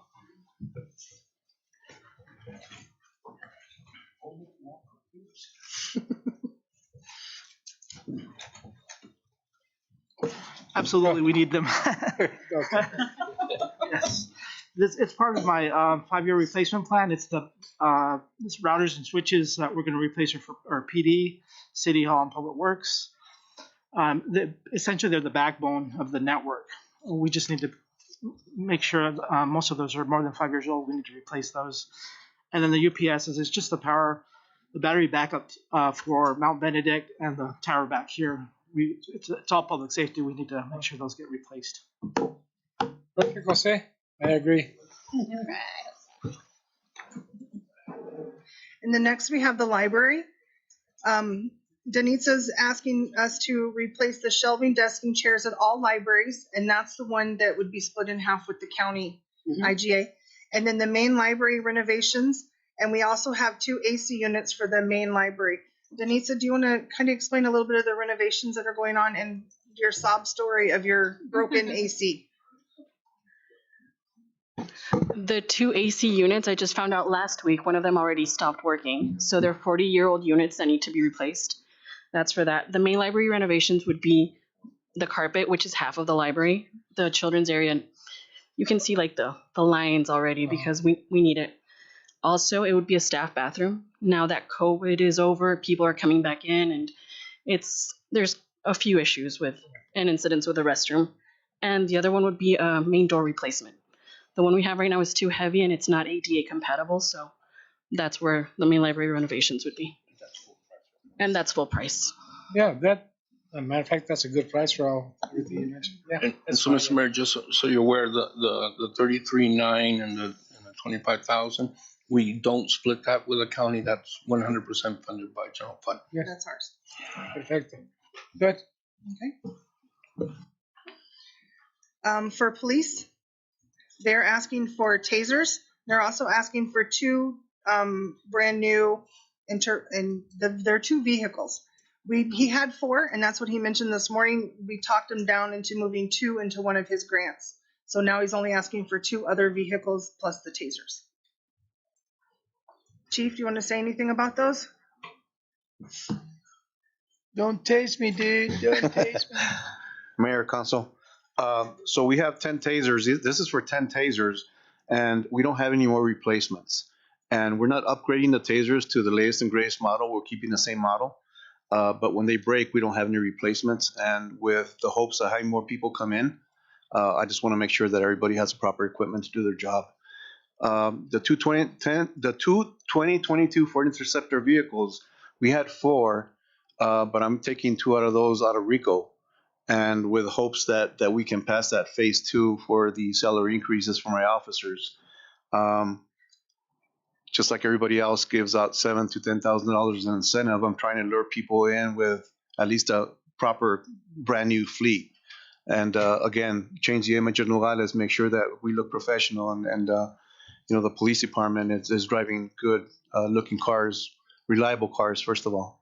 So make sure that the officers are doing their job. Enough, Chief. Thank you. Got it. Thank you. So we're good with both of those? Wonderful. Okay, for fire, they're asking for a computer upgrade to the fire units on MDTS. Yes, okay. Hose replacements, they're replacing the obsolete CPR mannequins, repair and place the bay door sensors, two fast attack trucks to replace for the fire marshal and for the BCs. Battalion chief. Thank you. And replace expired, outdated hazmat equipment and replace expired and outdated TRT equipment. Chief, do you have anything you want to say on those?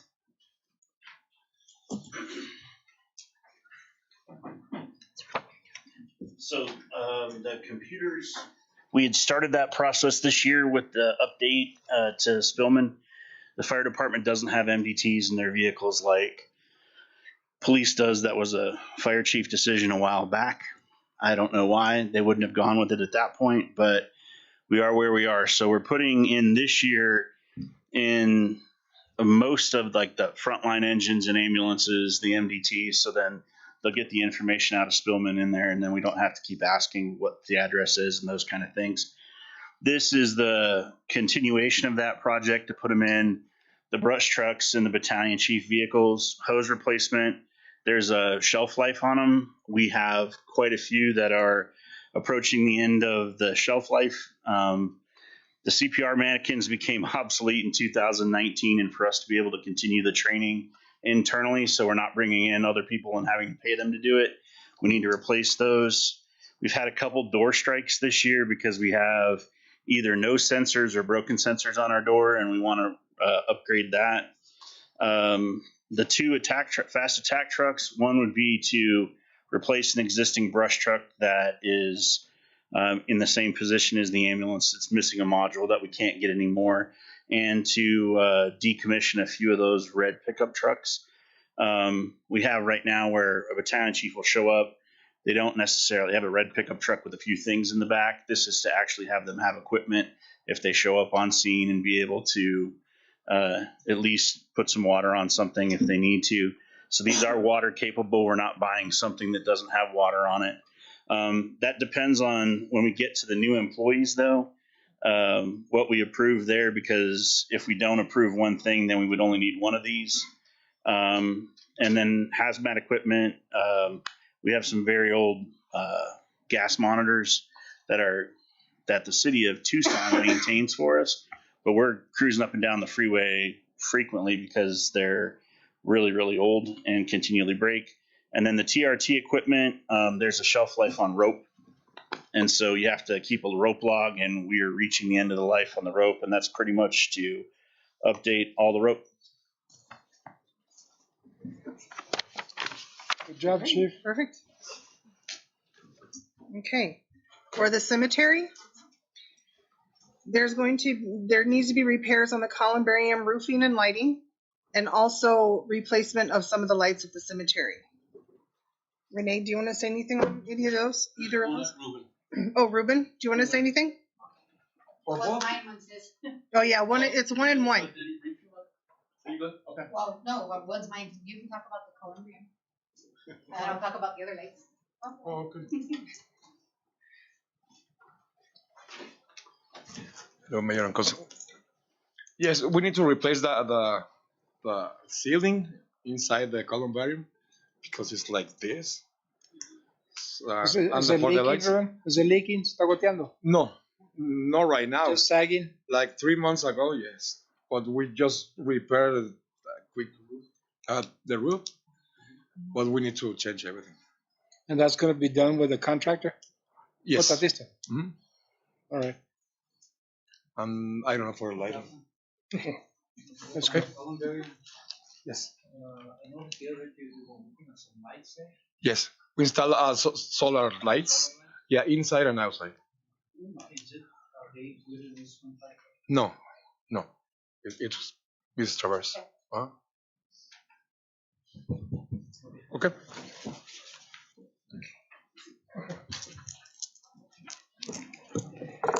The 30,000 for lights would be to be able to light the pathways there at the cemetery. This year we've had a couple of concerns. There was some gun and bullet boxes that were found in the dumpsters. We're finding a lot of illegal dumping happening in the evenings, and these lights might be a deterrent to those because it's so dark. Find it very easily to do whatever they please. That's where Jean hangs out. Yeah, it's where Jean hangs out. That's where I hang So she might have a new AR. I don't know. I see. She said this morning that she lived at the cemetery. She never said she lived across the street. There are a lot of cars that come through, especially late at night, and some of them will sit there. Some of them get out of their cars, and they're not visiting family members that late at night. Yeah. And we see it quite often. I'm on the back side of the cemetery. I'm not even on, the main part, but it's all over. Yeah. No, they're not solar lights because of the amount of lights that there is. We did look at some solar options, but they weren't going to be bright enough. We're looking at different solar options for different areas. Mm-hmm. That's why we're also going with LED. Will there be any concern for vandalism on the lights? If you put lights there, do you think there's a possibility of they getting vandalized? That's a possibility everywhere right now, but I think with having it dark, there's more of a possibility of vandalism to the grave sites themselves as well. I know that was one of the reasons the lighting went in at the columbarium as well. Okay. All right. Perfect. Okay, so we're good with those two. So, no, you can go ahead. Okay. So Renee, why don't you stay I'm up just and staying let's here. Go over Parks and Recs. So her list is quite long. She wants to demo the WIC building, which is the building that's behind the recreation building, relocate the skate park, do the pool heater at the rec center, update the LED lighting in parks, put LED lighting at Challenger Field, do lights at Memorial Field, less conscious play structure. Did I say that right? Conscious. Yeah. Okay. Camp Little fall pad, the Challenger Park play structure, LED scoreboards, LED scoreboard at Memorial Field, light remotes for Fletcher and Turley Fields, equipment like trimmers and blowers, a driving range auto machine, a gator, utility tractor, terrain cutter, and then needed equipment, which would be for her daily maintenance. Oh, actually, that's not labeled correctly. That is the renovations at Palo Duro. Well, no wonder it was so expensive. Yeah, that's the renovations at Palo Duro. I thought she was getting like gold plated. So the very last one? The last one. Yeah, those are renovations, including roof, tennis courts, pool, around Palo Duro, the building itself, interior, exterior, and based on direction, whether we're updating the kitchen or removing it. That makes me feel better. Yeah. Yeah, when I saw it, I was like, no, Gene. I thought that was like gold plated, like years or something. No, and as you're looking at those things, I do have a concern with two of them with Challenger Field, because we do have an IGA with NUSD that ends in 2025, and I have some reservations about putting more structures in there if we're not guaranteed that we're going to continue with this park. So yeah, and that's important to know. Our Challenger Field agreement to operate that long term is coming to an end in 2025, and there's been a little bit of noise that NUSD might not want to continue that that agreement. I'm not sure if the NUSD would like to manage the soccer field on their own, but there was noise that way. I told Renee I was very concerned about dumping in $126,000 into Challenger Field to see it go away. So if Mayor and Council approve, the 18,000 and 126, I would immediately go back to NUSD and say, hey, listen, I need another 3 or 4 years or 5 years or 10 years or something on that lease agreement before we invest that type of money. Yeah. That would be the hope, the direction that I would get from council. And if that didn't come, I'd like to bring that back to you to zero that out. Save it for next year's carry forward. So we can approve that money, and then you would go back and talk to them, and if they say no, we're not interested, then no harm, no foul, right? I mean, just Exactly. That's why I recommend the council to approve the budget. It gives me the leverage to go back and speak to them if that's the direction we want to go with, or if council says, you know what, I don't want to invest anything more in there, and go find out first, John, or however you guys want to do it.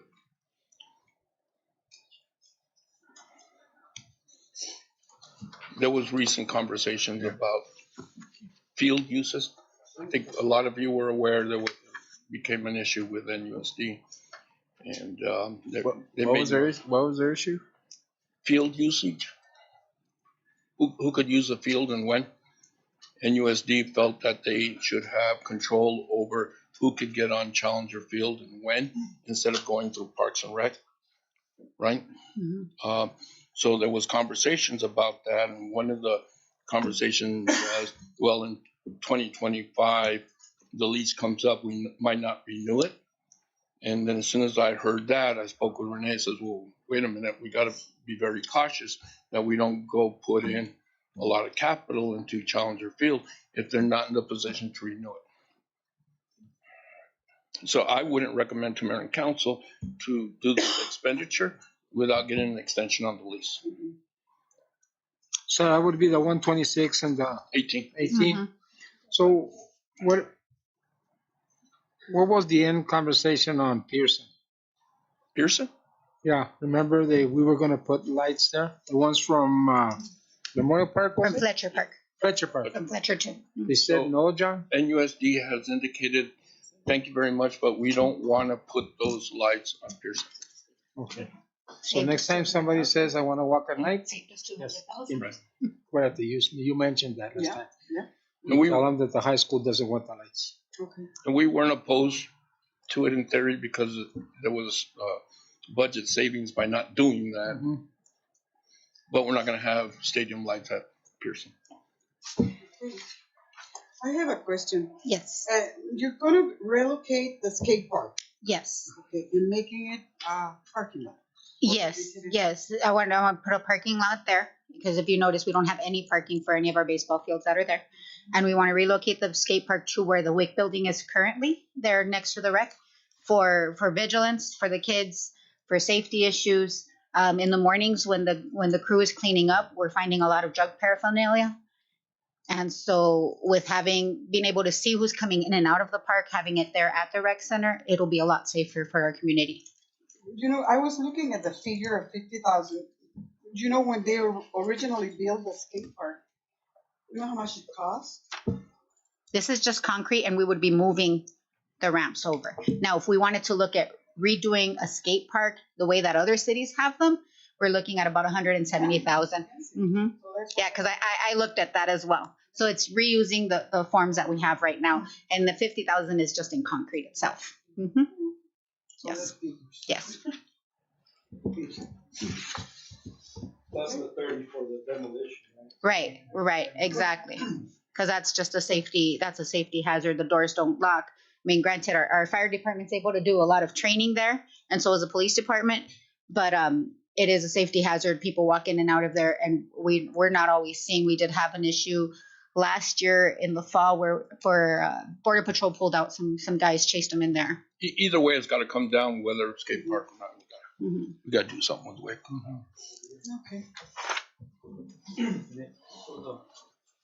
The flasher lights that we're not going to be using at the Pearson Field, is it a possibility that we can use them up at that soccer field up in there? Well, we already got approval for the lights up there for solar lights from ARPA. So those have already been funded, and that would cost to put those lights up there. We're looking at $200,000 to move them from Fletcher 2 up to Hohokam, or $25,000 that we're getting for ARPA with the solar lights. Explain ARPA.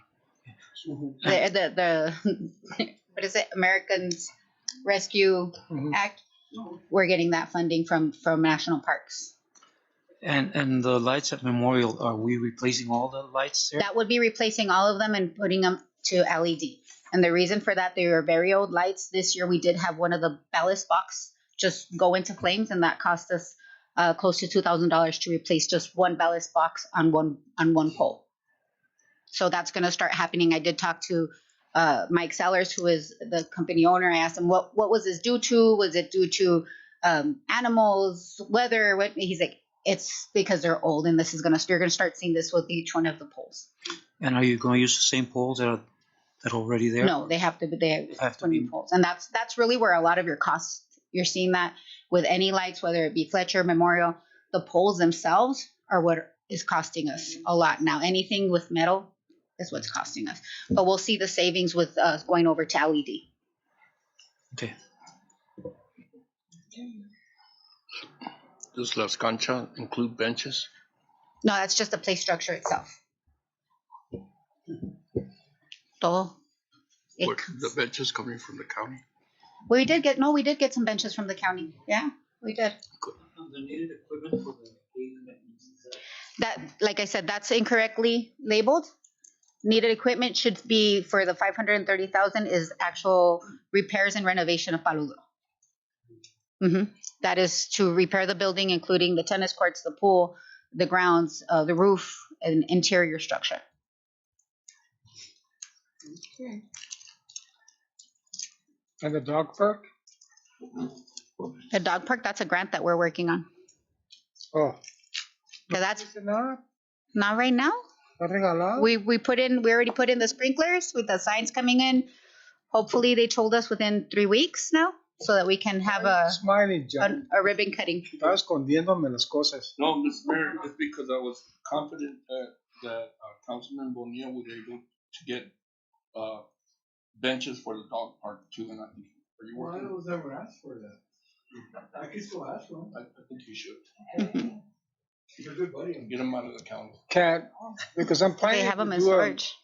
To work, hopefully we have some of the Boy Scouts that need to do some, some of their mentoring and stuff.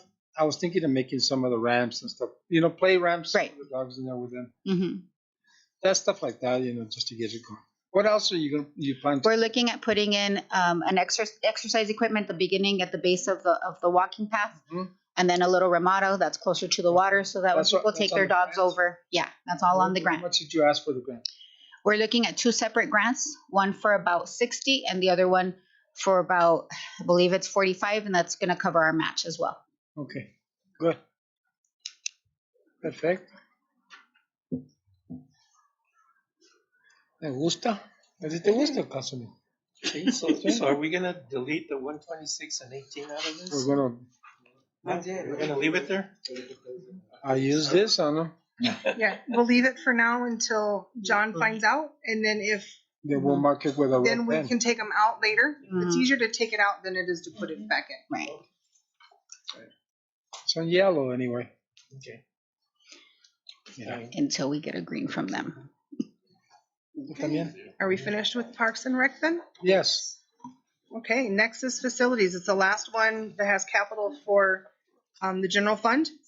They're asking for repairs to the Public Works building, the scissor lift trailer and the scissor lift, the Public Works parking lot repavement, Public Work restroom renovations, Public Work lobby floor renovations, Fire Station 1 outside curb replacement, the generator for City Hall and Fire Department replacement, the City Hall public restroom renovations, the Public Works yard paving and concrete for the MS4 compliance, and the new air conditioner system at City Hall.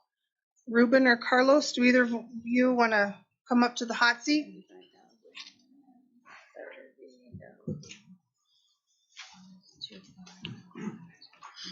Good afternoon. Okay, well, it's a long list, but the most important items on this list are the new generator for City Hall and Fire Station 1. The one we have is outdated. we cannot find parts anymore for it, and it's not working right right now. The other one is the new air conditioner for City Hall. We got the same problem. It's too old, and this last time it broke, the guy finally found one small part to fix it because he couldn't find the motor for it because too old, and the parts are obsolete and discontinued. Number 3 will be the repairs to public works. As you may know, the building is sinking, the front part of it, and it's been like that for a long time. And that's one thing we need to do to repair the building. And number 4, I think the public works lobby floor renovations, because of the sinking of the building, the floors has cracked, and it's unlevel, and it's a hazard for the employees and the patrons going inside the building. The other ones are my wish list. If it can be done, the scissor lift it will be used to in different buildings, like to clean up the windows up here, probably trim the trees that are really tall, change out lights inside the building. The trailer is to be able to move around the scissor lift. And the public works parking lot repayment, it's because it has potholes, it has some parts that are sinking too. We got trees growing in a part of the parking lot there. What else? The public works restroom renovations, same thing, old, and we have some water damage to the walls. It needs new partitions for the restrooms. We got the fire station number 1 outside curb replacement, which is I was asked to do this repair a long time ago for the other by the other fire chief, but we didn't do it. The curb it's unleveled, and it's a trip hazard for the firefighters and other people walking around there. What else?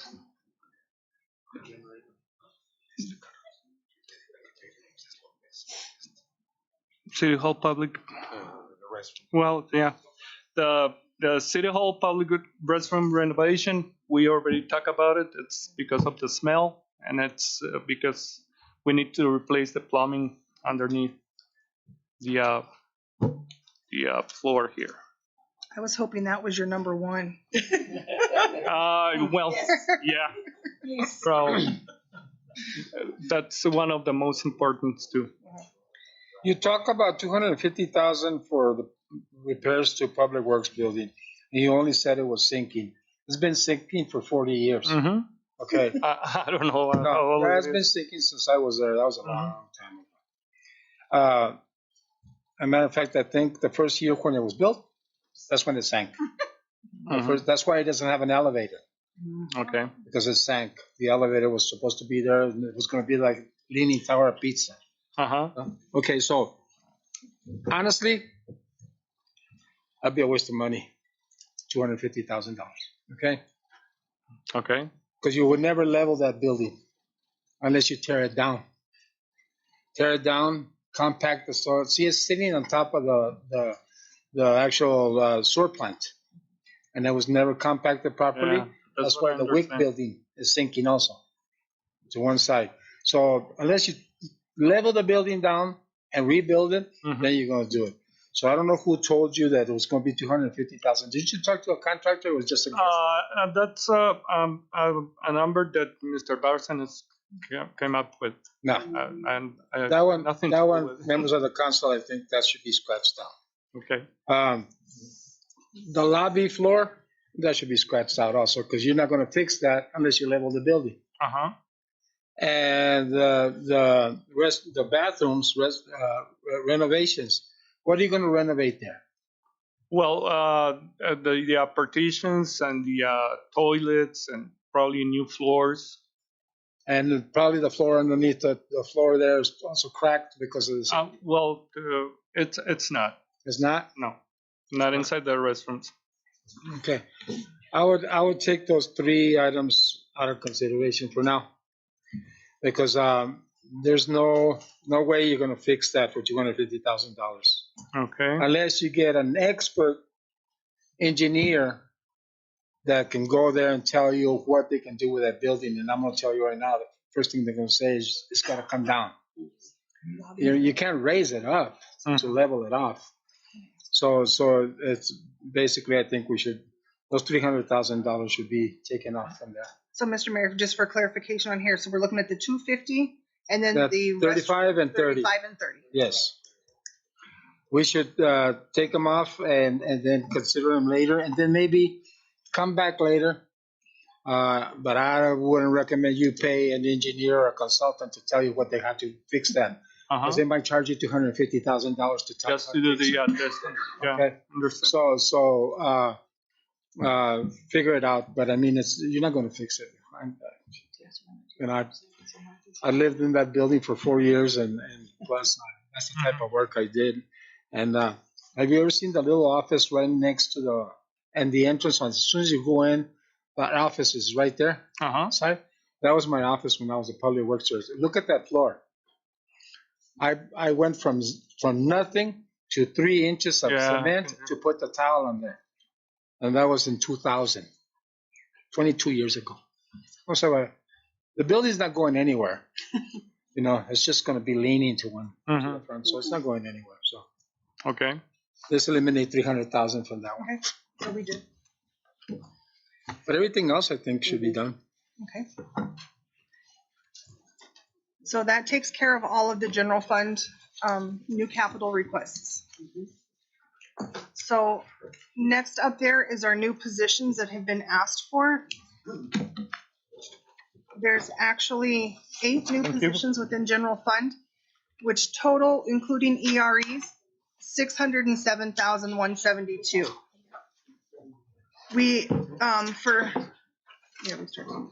For fire, he's asking for a division chief of prevention and education.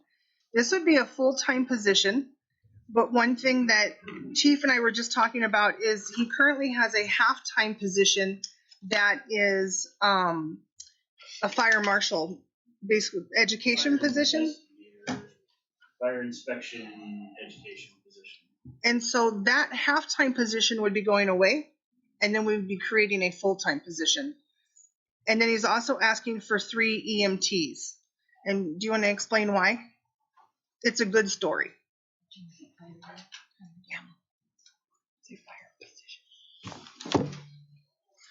So the 3 positions are not to increase staffing. They are to decrease overtime.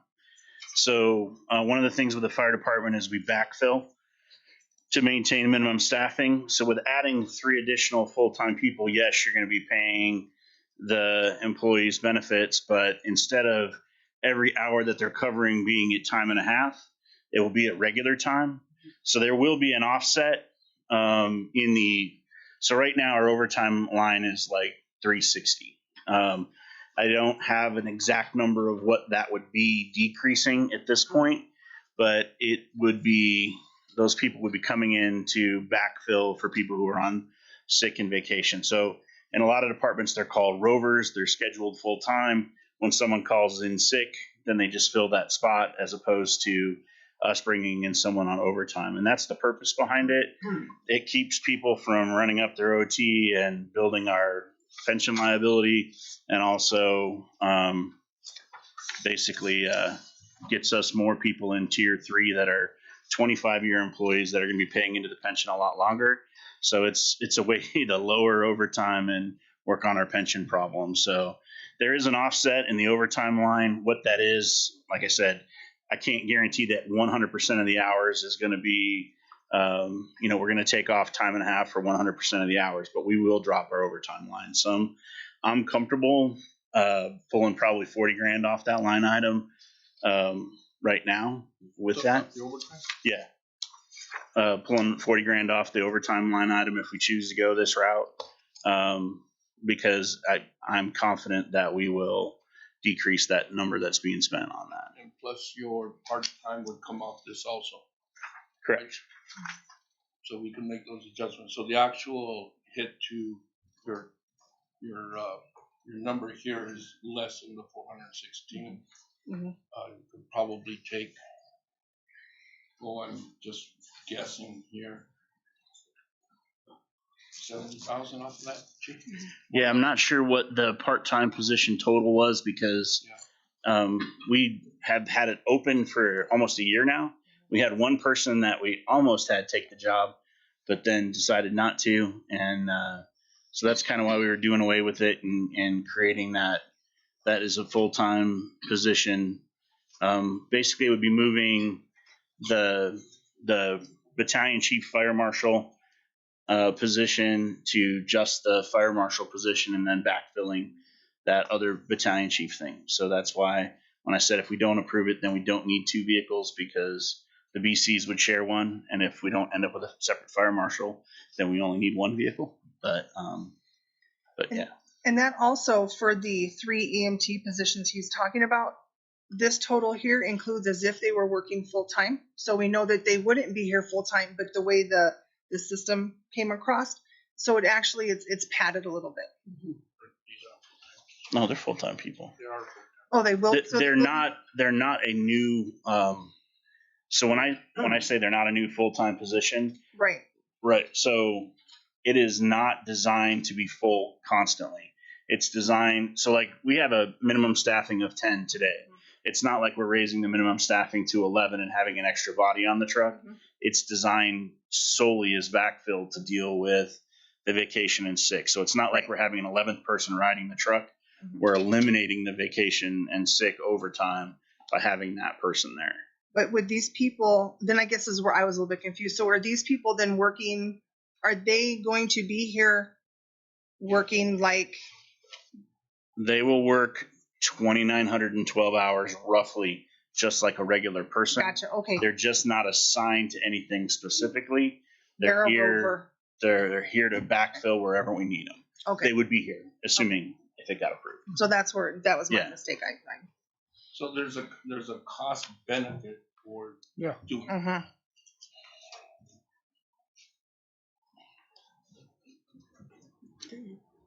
So it's twofold. There's a cost benefit for doing that, and it offers our firefighters, EMT, more opportunity to take time off because there's somebody to fill in that position, so they won't say, hey, listen, I can't take my vacation. Now they'll be more apt to be able to take their vacation sick time and all that. Right. I mean, not everybody can take off Christmas like 42 of them want to, but there will be more. Only got 3. Yeah, there'll be more availability for them to use their hours, and not, if we ever do get back to where we're selling it back, not sell it back, actually use it and take vacation like they should.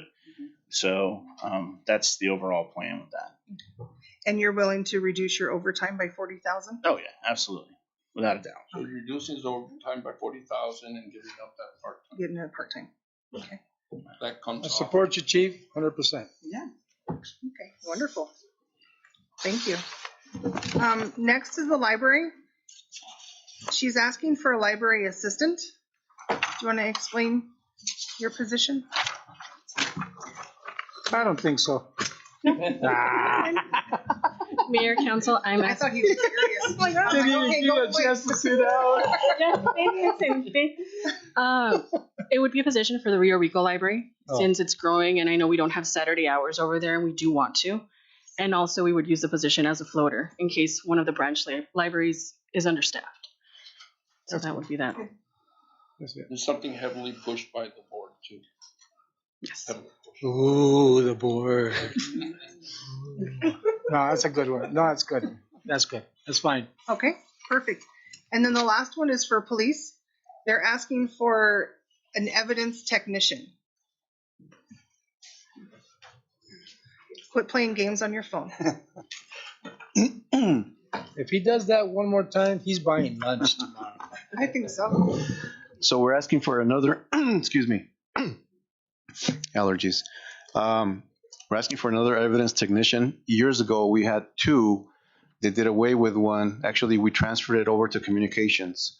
So that position went into communications. However, evidence is the highest liability, most sensitive position in our department. And when our evidence custodian or technician goes on vacation or she calls in sick or something happens, then we have evidence that's backed up, or we have somebody else take it over for those 2 days, 3 days that she's gone, or a week that she's gone. And I have a big issue with that because of chain of custodies and just the sensitivity of the position overall. So I'm asking for another evidence technician, and it'll keep our liability at a much lower level. And you train him here? Yes, sir. Okay. I think it's fine. And you Yes. said, finally, the police, we still have parks to go through. Yes, I'm sorry. I turned my page and then I saw parks. And then, do you know why we have a salary schedule other than the evidence custodian on the commission? So I know that part of this was ran, this is the last year that we're going to have the COPS grants. So Sergio had included that to remind us that this is our last year for that grant. So we will have 3 officers that next year will be brought back into our budget in full. So that's why on our sheet they're yellow. So we will have 3 additional officers brought back into our general fund payroll next year. The grant actually should have been for 3 years, except every time we would send people to the academy, they would wash out, they would quit, or something would happen. So I think we're going on the almost 5th year of that grant. I think so, yeah. It was supposed to be for 3 years, but we haven't been successful. So finally we are.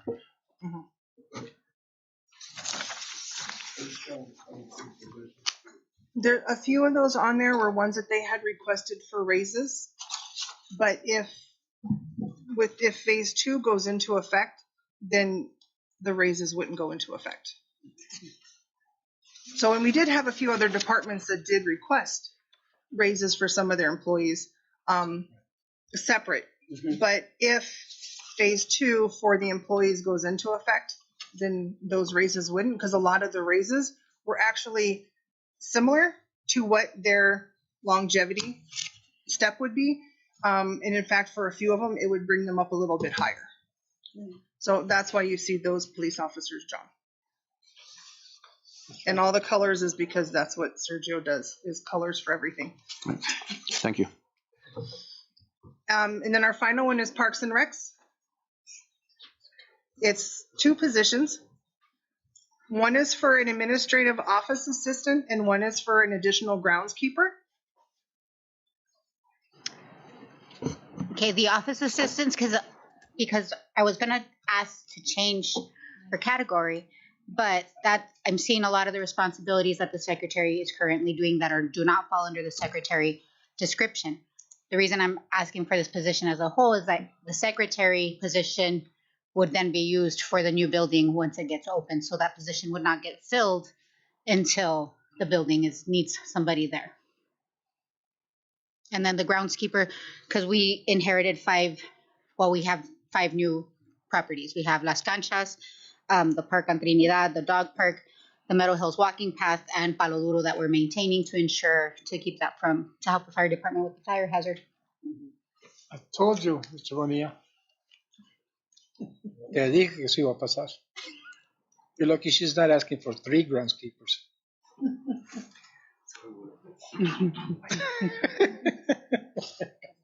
No. With new And we, new and responsibilities. she needs them. She needs them, especially for las canchas and the other Yes. ones. But we got So two benches. We got two benches two from the county. benches. We got 2 benches. They're brand new benches. Oh, yeah. Yes, they are.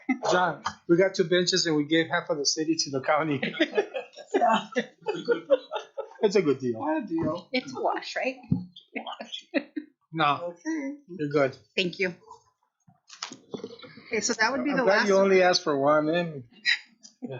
That's I know, that's what I'm saying. Se acumulan pues con los parques. when Renee sent me all of her stuff, I thought, oh my. But then I remember that Parks and Recs is, a lot of the city. I thought, okay, we'll just let city council. Oh, well, you start increasing parks and more areas, so you have to have more. employees. Exactly. We gave her parks and then we gave her the cemetery. What do you expect, huh? She's got all the. Wait to see what she asks for next year for the cemetery.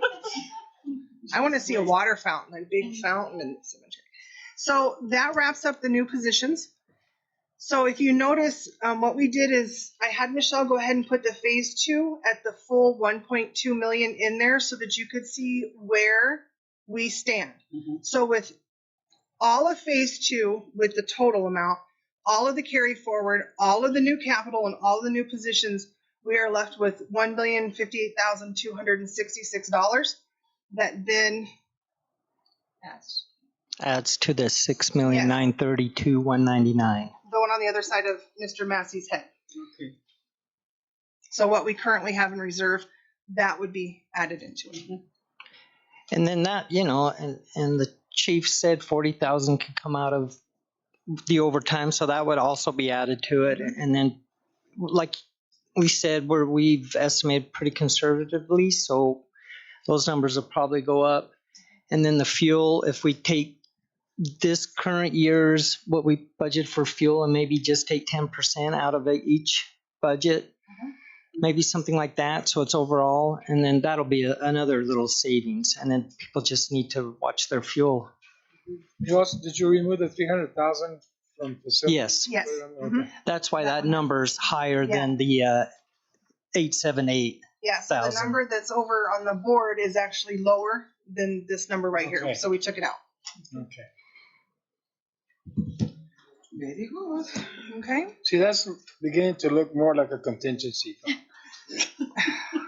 Juan, don't raise your hand. No, Juan, no. I have something to add. I already talked to Jane, but the carry forward, we are missing the Old Tucson Road and Franklin Road that is under. No, that's tomorrow. Hi, Juan. Jesus. Yes, that's Enterprise. Cálmate, Juan. He was open.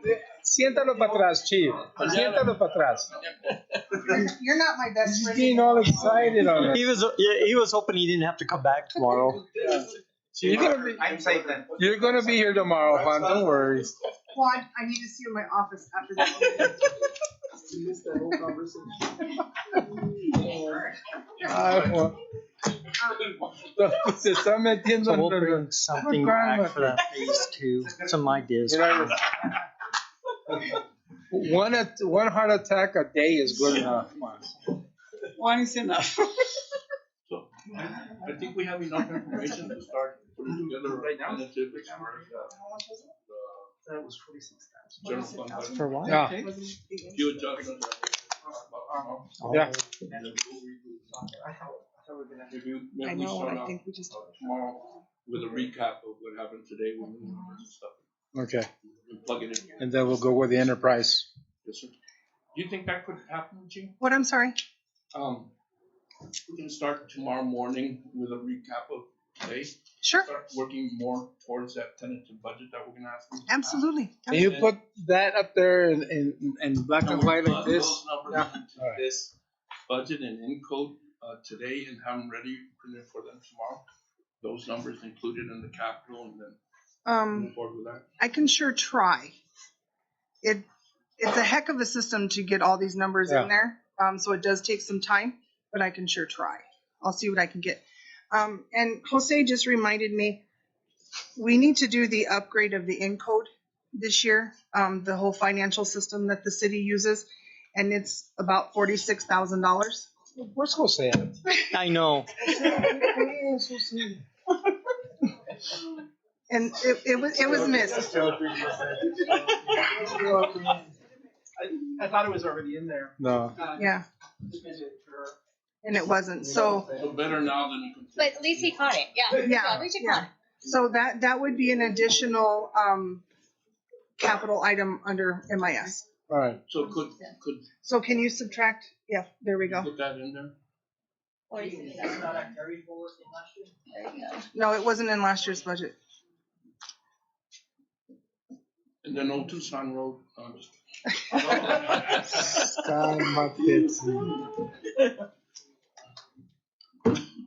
Well, just so your information, on Old Tucson Road, we're not going to really sit down for, just so you can get prepared for tomorrow. We're not going to sit down and discuss a number unless the county is on board. Tomorrow. Tomorrow? Excuse me, Wednesday. Unless the county is on board, Juan. They said yes. We don't know. Ah, Juan. They did say yes. They say yes every day. Yeah. More benches. Is he going to buy the benches now?